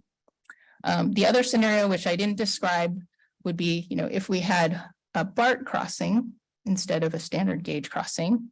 And the main difference there is that people traveling on those purple lines would need to transfer to BART in the East Bay in order to get across to the San Francisco Peninsula. So this second map here shows a service if BART was in the crossing, and you'll see that the purple lines, they stay on the east side of the bay there. But currently we're anticipating that if the second crossing were a BART crossing, it could accommodate up to 24 trains an hour. However, we are looking at whether we could really achieve that because it really depends on what we're doing on the peninsula side. So finally, next steps to stage gate 2, which is that milestone a year from now. We're continuing with our technical analyses of the concepts, collaborating with our city and agency partners on working through some of those technical details. In June of this year, as we're going to be conducting multiple public workshops and events, both online and in person, to get more input. We have also convened an equity advisory council consisting of 18 members across the mega region. An amazing group, by the way, of people. And they're meeting regularly to give us input on the program as well. And then finally, we are submitting this week our federal state partnership grant application to the FRA, which we're very excited about. This is an unprecedented program for funding rail in our country. And I just wanted to extend a thank you to all of you, your agencies, for providing letters of support for our grant application. I think we have a great collection of letters from various electeds at the federal and state level. Our agency partners, we have a letter from the UP as well as Amtrak and the mayor of Sacramento, as well as mayors from other cities. So we're really proud of the support that we've gotten, and thank you very much. And with that, if you have any questions, Sadie and I'd be happy to answer them. Thank you, Camille and Sadie. And we'll be happy to take questions on this project or any of the other projects listed in the capital plan summary. That's good. You know, we have about a half an hour left, and I'm sure we have some public comments. So let's hear from the public first. We didn't receive any speaker cards for this item, but we have a couple hands on Zoom. Thank you. So we will go first to Alita. Alita, please go ahead. Thanks again, Chair Robert Rayburn. Alita Dupree, for the record, she and her. Link 21 is very important, and it's not without precedent. I do believe in a dual track gauge solution. I don't know that we have enough time slots to do a 4-track tunnel, but with a 2-track tunnel with a dual gauge, we can run both BART vehicles and standard gauge. This is about right-sizing issues from decisions that were made 50 years ago. More than that, in which BART adopted an unconventional track gauge from what we usually see. And we want to make transfers fewer rather than more. And dual electrification systems in tunnels has been done. The Hudson tunnels from Penn Station under the Hudson River still have the third rail running all the way through. Don't know that it's used much, along with the overhead wire. But we're seeing a trend toward connectivity. In New York, there's a plan called Penn Access, which will build 4 ADA accessible stations in the East Bronx so that the New Haven line can connect to Penn Station, which itself is going through a rebuilding. So yeah, it's a signature project, but it's an investment, but it needs to be able to maximize convenience and usability. Thank you. Thank you. And I'll go to Glenn. Glenn, please. Can everybody hear me? Yes. Loud and clear. Hi, thank you. All right, so I've got quite a bit to say, but I want to make this very quick. So I've been riding transit since I was 3 years old. So I've been making that Trans-Bay crossing on BART since I was literally 3 years old. And from being a child all the way up to a student, I can tell you one thing is that I just don't really, I don't really like honestly, I just don't really like riding BART. I don't think it's, I don't feel safe. I don't feel safe on it. And also there's just a lot of controversy with the public in terms of how much funding BART is getting compared to the little ridership it's receiving in our modern day. And personally, I just think as someone who's now frequently a regional rail rider on Caltrans and Capital Corridor, I just think that it's just generally overall. Okay, it's a better investment, a better public investment for us to invest in standard gauge rail to the Salesforce Transit Center from the East Bay rather than relying on a proprietary train system that we have to keep funding. And I think with the standard rail system, it's just going to be more expandable. I mean, you could have not only Capital Corridor trains, you could have smart trains, you could have ACE trains, you could have Caltrains going all the way under that tunnel. And so all parts of California, whether it be the high-speed rail system or just, there's just a lot more potential and expandability is what I'm trying to say. And as someone who is a student who has to travel between very long distances between cities to get where I need to go, I just want to make less connections. I don't want to have to take a bus to my train stop, take Capital Corridor from Sacramento all the way down to Emeryville, and then hop on an Amtrak or an AC Transit bus or BART just to get across the bay. I just want as less connections as possible. What I really want to do is just hop on a Capital Corridor train, fall asleep, wake up, and then walk to my lecture. That's what I really want to do. So I truly believe that standard gauge is the way to go here, just in terms economically and just for convenience for me as the passenger. And that's what I have to say. Thank you. Thank you. I don't see any additional hands raised for this item. Okay, I'll turn to the board. Any hands raised out in the remote Zoom land? I don't see any. Anybody on the board have some comments? I do. Yes. Dr. Hernandez. Thank you. I have a quick question. I was able to listen in, oh gosh, this must be over a year ago. Had no idea I would be on this board actually, so I'm also one of the new members. But I was listening into a program, Link 21 equity group. The conversation was really about how Link 21 would be able to address some of the communities that had been disenfranchised because of the way construction on certain highways or roadways had occurred. In my particular city was affected by Highway 12 here, just as an example. But as I'm looking at these maps, one of the things that I was looking at were Solano County, because here I represent Solano Transportation Authority. So I wanted to understand where Solano County is placed in the plans for Link 21.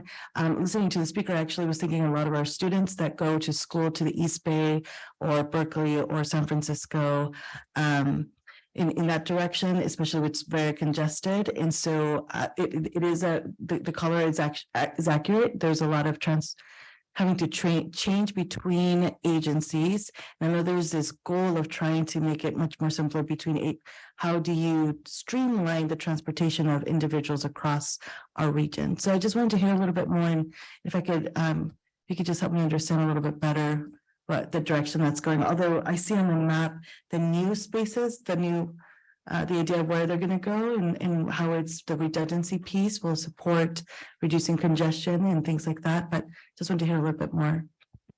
Yeah, so specifically in any Capital Corridor stations, we're looking at hourly service throughout the day. And obviously this is something that the UP would need to agree to, but we are looking at dedicated passenger tracks in certain sections of the busiest sections of our corridor. So I think the thing that most people would see in the mega region is this increased service in addition to more direct access to San Francisco. And the peninsula. Yes, sorry, to the San Francisco Peninsula. Thank you. I'll reach out a little to sit down to have some additional questions, but I think they're more specific. So happy to do that. But I appreciate that overview. Thank you. I have one additional public speaker. Alan Miller is in the house. Would you please come up to the podium and share your thoughts with us? You have 2 minutes. We have a public comment period for items not on the agenda on item 7. And so I'll call on you in a little bit. Thank you.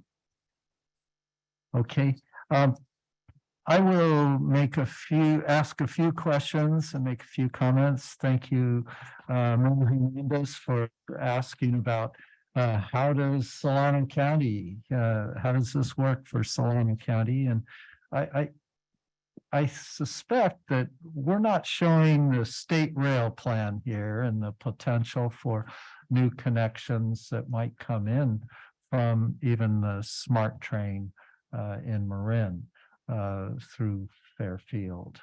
So there are elements that I've seen in other plans that aren't reflected in the pure Link 21. I see some nodding heads. Yes, Go ahead. I'm sorry. I should have mentioned that we are in the state rail plan, but we are not the state rail plan. So there are clearly other projects in the works that don't belong to Link 21, but we are certainly coordinating with them. And so, yes, we definitely are aware of the Solano Rail Hub that's being planned.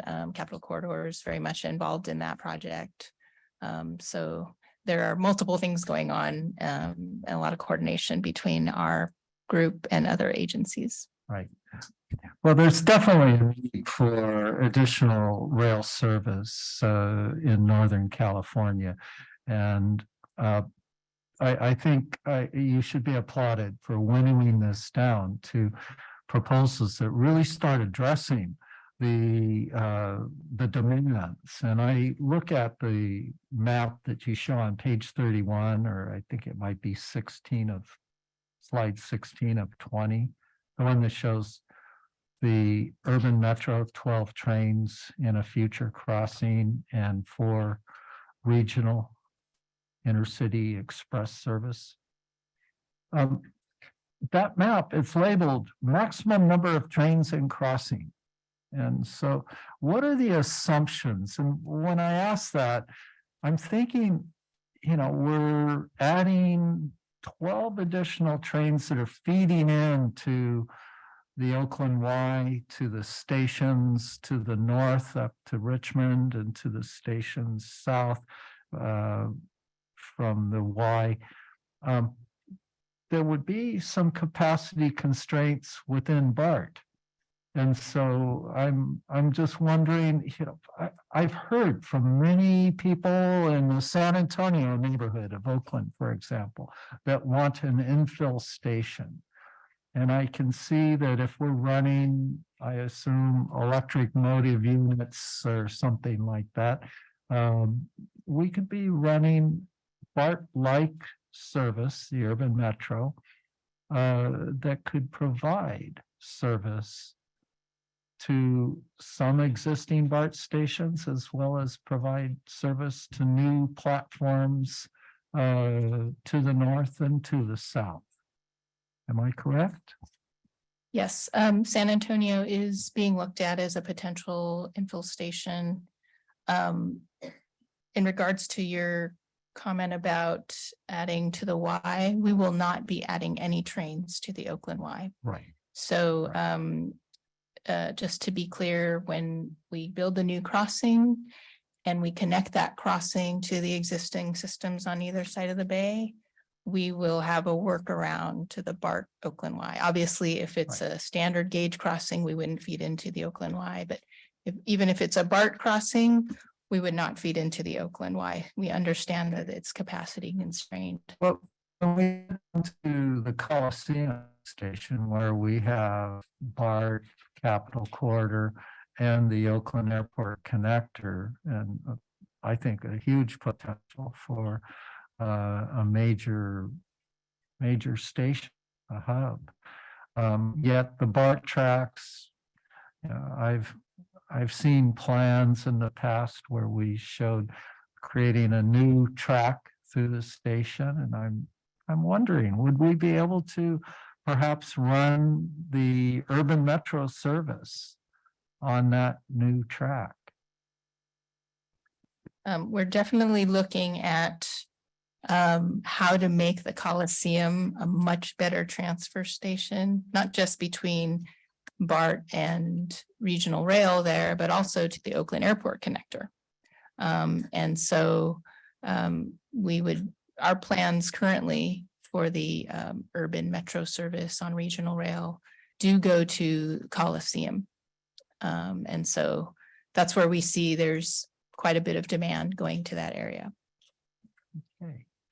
Well, I think there's a lot that could be, this particular slide to me is very intriguing because it does help resolve some of the demands in the near term that have always been seen as BART's issue, but in reality, we can expand and provide parallel service with a new standard gauge that is electric or, let's say, renewably fueled. And that's exciting, along with the prospect of connecting the peninsula directly with heavy rail running out to Sacramento or to the Central Valley at Stockton or through the ACE as well. So this is it's very much needed now. I've heard so many comments that have said, oh, nobody's riding BART. And we don't need to be thinking about Link 21.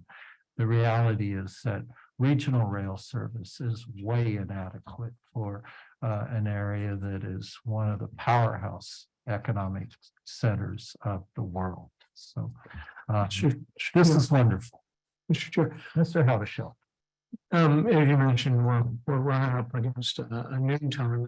Make sure that we're going to be able to get to our public comment. So, I mean, this is an exciting project. Okay. And I'm not a millennial, although I'm a millennial in my mind. But yeah, I'll be looking forward to that senior discount when I ride it. We will all be receiving a senior discount by the time we ride it, as much as we love this project. I'll ask the directors if you have any of the project or program updates that you would like to flag for a brief update from Director Paget. Yes. Sure. Thank you, Chair Redburn.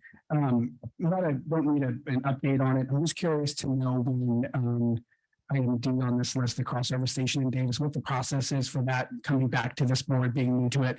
I wasn't privy to the conversations prior to when Director Frericks was representative from Lower Transportation District. So just timeline wise, we've had a member from Amtrak, and the consultant team was at a commission meeting in Davis last week and talked about some of the timelines that they're up against. So I'm curious to know where this board weighs in, how that looks, not specific, but timelines and possible dates. Thank you. Yeah, I think I'll take that as a request. So we're working closely with Amtrak. This is part of Amtrak's ADA program. They have a requirement to make all stations ADA accessible by 2027. My team is working very, very closely with Amtrak. And in fact, we funded a signal replacement and an interlocking relocation that will allow that station project to happen. But Amtrak has taken the lead on the design, but we will bring that to you, and it's going to be a really important project moving forward. Thank you. And I also see Supervisor Frericks, your hand is raised. Please go ahead. Thanks, Mr. Chair. Actually, I was just going to ask a similar question. I had seen, on the list of projects. So this is not a Link 21 question, but an item on the CCJPA capital projects list. So the Davis Station signal improvements project that Director Chapman asked about. I mean, I did notice that now the sort of second project, that the one that follows after that, which is the sort of ADA accessibility improvements, does not seem to appear on the list anymore. And so maybe it is because, as Managing Director Paget said about that Amtrak is working on the design, but I just was curious. I understand that the signal station improvements have to happen first, but I was curious about sort of where things stand again with the the sort of second project, which is the sort of one that follows it, which is the ADA accessibility improvements and access to the station. Thank you.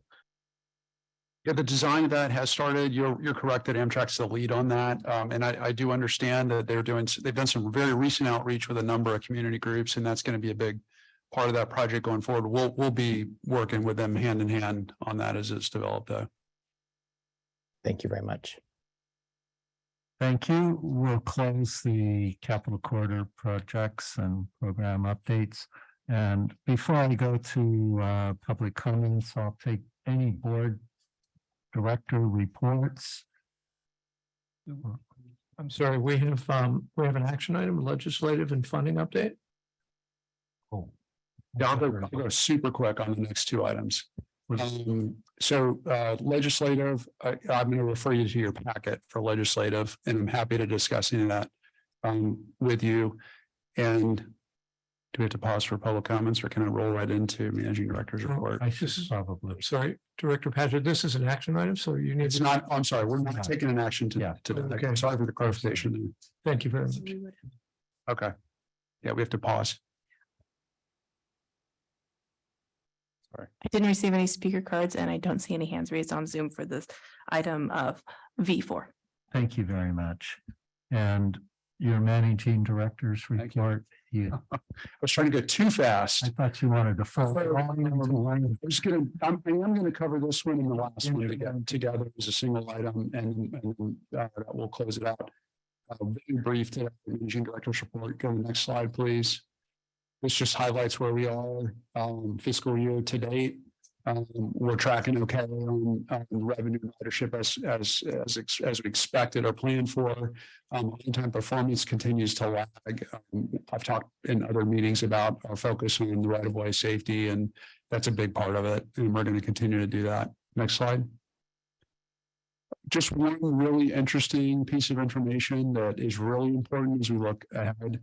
We have watched the average trip length of our riders go up over the last several years, and that means the characteristic of our travel is changing. This is the kind of stuff we're going to look at as we look forward to making any changes in our service. Next slide. And then we always bring to you a summary of where we are on trespass or fatalities on the corridor. We've had 13 so far in 2023, unfortunately. We are excited to bring in September with FRA a safety forum here in Northern California. More to come. It's not quite finalized date and time and location, but we hope to highlight this issue in Northern California and make sure local communities are aware of all the actions that are available to them today to really make some progress and improve on the safety in the corridor. And I think that's my last slide. Last one. This is an important one. Yes. We're a small and nimble team, so we always like to bring folks to the meeting here and say hello to the board. I'm pleased today to introduce Michael Liu on the finance team and Catherine Gosling. She's going to double the size of our engineering staff.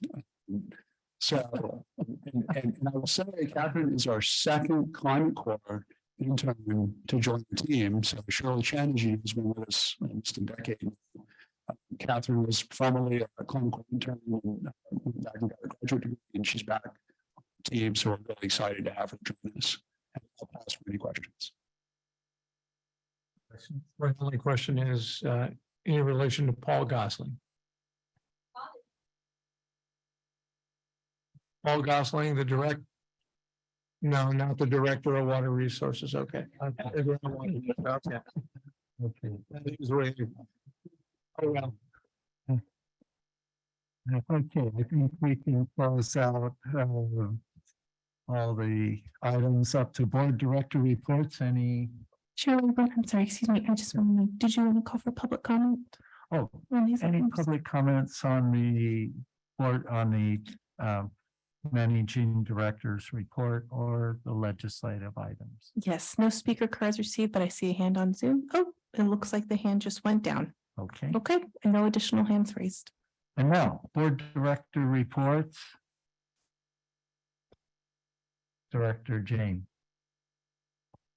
Yeah, I just wanted to, I'm the representative from the Valley Transportation Agency, and we're doing the BART Phase 2, which is the tunnel project. And that's going to create 3.5 million cubic yards of dirt. And they just announced a program to use most of that dirt for South Bay Pond restoration. And I'm not sure if any of that would apply to the South Bay Connect project to help shore up our tracks in that area. So it's something that I think Capital Corner should be tracking. Thank you. Good suggestion. Yeah, Mr. Chairman, really quickly, Jim Allison and myself, along with Supervisor Gore and Mayor Paul Jordan from Lincoln. Last week, I had an opportunity to meet with Congressman Vera and Garamendi and FRA Administrator Bose to talk about important rail projects. And we gave them a notice we'll be back next week, that we would be back next week, which was actually this week, on the Metro Chamber cap to cap trip and looking for big, the big check, right? So. Good luck with that. Okay. Now we'll turn to public comments. I have two speaker cards in the house. Monica Brown, you've been here since I walked in the room. Oh, well, welcome and thank you for attending. Okay, great, thanks. So my name is Monica Brown. I'm basically here kind of as the supervisor as well as a retired teacher and a person who lives in Solomon County. So I serve on the Mental Health Advisory Board. So when you guys meet talking about the fact that we've had a lot of suicides, please reach out. And some of these folks actually might say they know me, so it's fine. I came because it's on a personal note. When I got elected, I go to Yellowstone Air Quality Board and I said, I am not going to drive. Originally, it was like a 7:15 train. Well, no, 7:30, then it went to 7:15 and then 6:45 to get there at 7:30 when it's a 9 o'clock meeting because there's no train in between. Then there was a 10:30 train. So when I'm done at 10, I could come over, take the 10:30 train, come back. Now there isn't a 10:30 train. So now on purpose, I am not going to drive to Davis. I am going to take the train, but I am squandering several hours of work time. Now I'm going to put on my baseball hat. And I have not gone to a game this season, but it used to be that there was a 5 o'clock train. I could watch most of the game. Then that went away. And now I either go to 4 or 6 o'clock. Well, truly, it is not safe for me to stay at the little station that as of last year still was never finished at 6 o'clock. So I have to leave the game early. So that's my complaint. I do take Capitol Corridor. I tell everybody you need to, before you elect somebody, ask them when was the last time. The kids and I, a year ago, we took Capitol Corridor, went to Santa Cruz, and we did it all on the train and taking the bus, which, by the way, the train would not have stayed if the bus had been 10 minutes later. So we need to talk about that. I read through all that. But anyway, it's nice to know that people meet. I had no idea this even happened, but I'm definitely going to be putting it in my newsletter. So thank you. Well, thank you for your comments. And I've been on that Highway 17 Express over to Santa Cruz several times. And next I have Alan Miller. Thank you. Would it be okay if I stood over here so everybody can see these? You need to be on the microphone then. Because we do have people on Okay. the. I'll do that Ask for somebody to help him hold them up. over here. Yeah. If you want, I can hold this so you can look. Okay, sure. Put it in front of you, sort of right in front. Yeah. Yeah, we have you right in front of the camera. Excellent. Okay. My name's Alan Miller. I'm speaking today as a citizen of Davis and not in a professional capacity. I am here to make arguments for the undercrossing at Davis rather than the overcrossing. There's two options that Amtrak is putting forward. Passengers, first of all, much prefer undercrossings. You don't have to go as far down as up. The structures are massive. If you look at Oakland, Emeryville, Fullerton, for example, this is right in downtown Davis, adjacent to residences. It literally, the one on the Olive Drive side would loom over a whole series of residents. My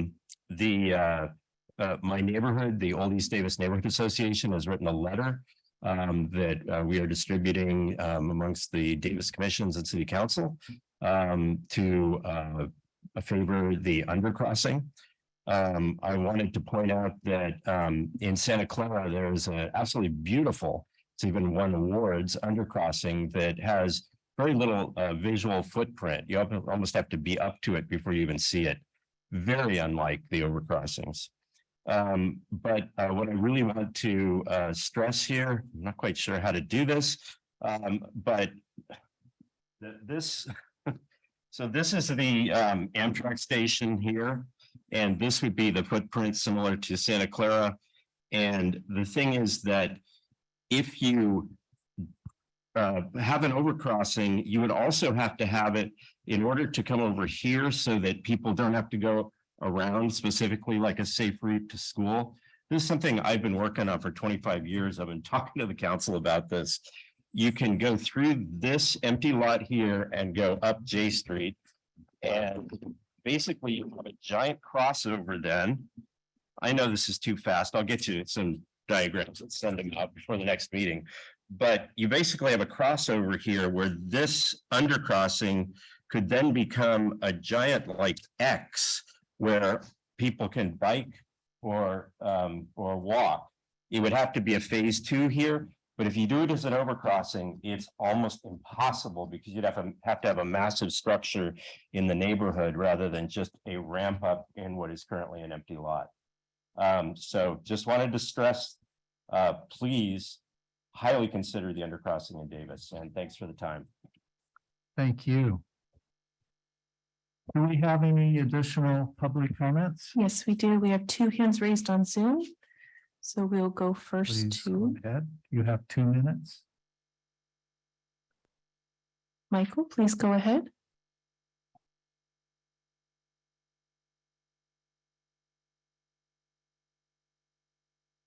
Please accept the unmute request. Hello, can you hear me? Yes, we can. Okay, thank you. Yes, just one event coming up for folks to take the train to, and then I have a clarification question on something else. On Sunday, the Sacramento Kings will be at the San Francisco Warriors at the Chase Center. The game is at 12:30 in the afternoon. But if one venue is not practical to get to, both venues will be open. So Golden One Center in Sacramento will also be open for viewing the game on a multitude of jumbotrons in the facility. So whether you go to Chase Center from the Sacramento area or come up to Golden One Center from the Bay Area counties on the Capitol Corridor. Again, that game is at 12:30 in the afternoon on Sunday, and would be a perfect day trip option to catch some playoff NBA basketball in the Battle of Northern California. Second thing, I want to ask a clarification question, and this would help, especially the locations that do simultaneous teleconference. So I just want to make sure. We have Wednesday, June 21st, 10 o'clock in the morning. So is that the next Capitol Corridor Joint Powers Authority Board of Directors meeting? I want to clarify that so when we adjourn, we can make all the arrangements necessary well in advance. So the locations in teleconference will be well aware ahead of time that something is going on and there won't be any folks not aware of what's going on. Thank you. Thank you, Mike. I have one more public comment. Another hand actually went up, Chair Rayburn, so we have 2 remaining. Actually, 3. Alita, please go ahead. Thanks again, Chair Robert Rayburn. Alita Dupree for the record, she and her. Good to be here, learning lots of new things. Never been to a Capital Corridor meeting before. Looking at the agenda, I see you have some affiliate offices scattered around California. And you have one in New York City in Times Square. So I wonder if we have a presence in New York City. Maybe someday I can attend a meeting of Capital Corridor from New York City. That sounds very interesting. I did see in a mention of the renewable diesel. Looks like we're going to transition to that this month. I think that should be announced. I'd like to hear about when all the fuel tanks have been filled up with the RD and all of our locomotives have been fully transitioned to RD. So we can be a renewable energy powered railroad. And Metrolink, our friendly neighbor to the south, is doing this. And hopefully they can start doing that on other properties such as Metro North and the Long Island Railroad, etc. And I do speak much about ticketing for us to have a more seamless ticketing system. I think it's good for Capital Corridor to own this. Sometimes the Amtrak app is downright clunky and I have to back out of it and turn it back on. And I would like to see a more centralized form of customer service where I can go be able to get my questions answered about Capital Corridor, because we don't have a central information booth like in Grand Central Terminal in New York City. So there's lots of things to do. I hope to find more opportunities to use Capital Corridor. We just have to get the word out there and promote it. So I think Capital Corridor is a railroad that's meant for the people. Thank you. Thank you, Ms. Dupree. And one more comment? 2 more. 2 more. Okay. Okay, so Shai Fen, please go ahead. Hello? Yes, you're unmuted. Please go ahead. We can hear you. About what are we talking? Yes, you're speaking on your general public comment. About what? I just came new here. Oh, okay, no problem. I'll go ahead and lower your hand then. Thank you. Okay. Right, next speaker. Glenn, please go ahead. Hi, so a general comment that I have is what I would like to see in the future is if we had a bit more user interface upgrades to the Amtrak app. Specifically, regarding making it a bit easier to kind of track Capital Corridor trains and just making it an overall better experience to ride the Capital Corridor with more technology integration. And so as the previous commenter had stated, the Amtrak app is a little bit clunky. So I guess my general comment would be maybe just improve the app a little bit and improve the UI and just make it more user friendly. So more passengers from my generation and other students and as well can have a more seamless experience riding Capital Corridor. Thank you. Thank you for your comments. I don't see any additional hands raised. That brings us to the adjournment. The next meeting date to answer Mr. Bonbon's query will be on June 21st at 10 a.m. at the San Francisco Bay Area Rapid Transit headquarters near 19th Street BART Station. Have a good day and safe travels, everyone. Okay. 8 minutes. 8 minutes.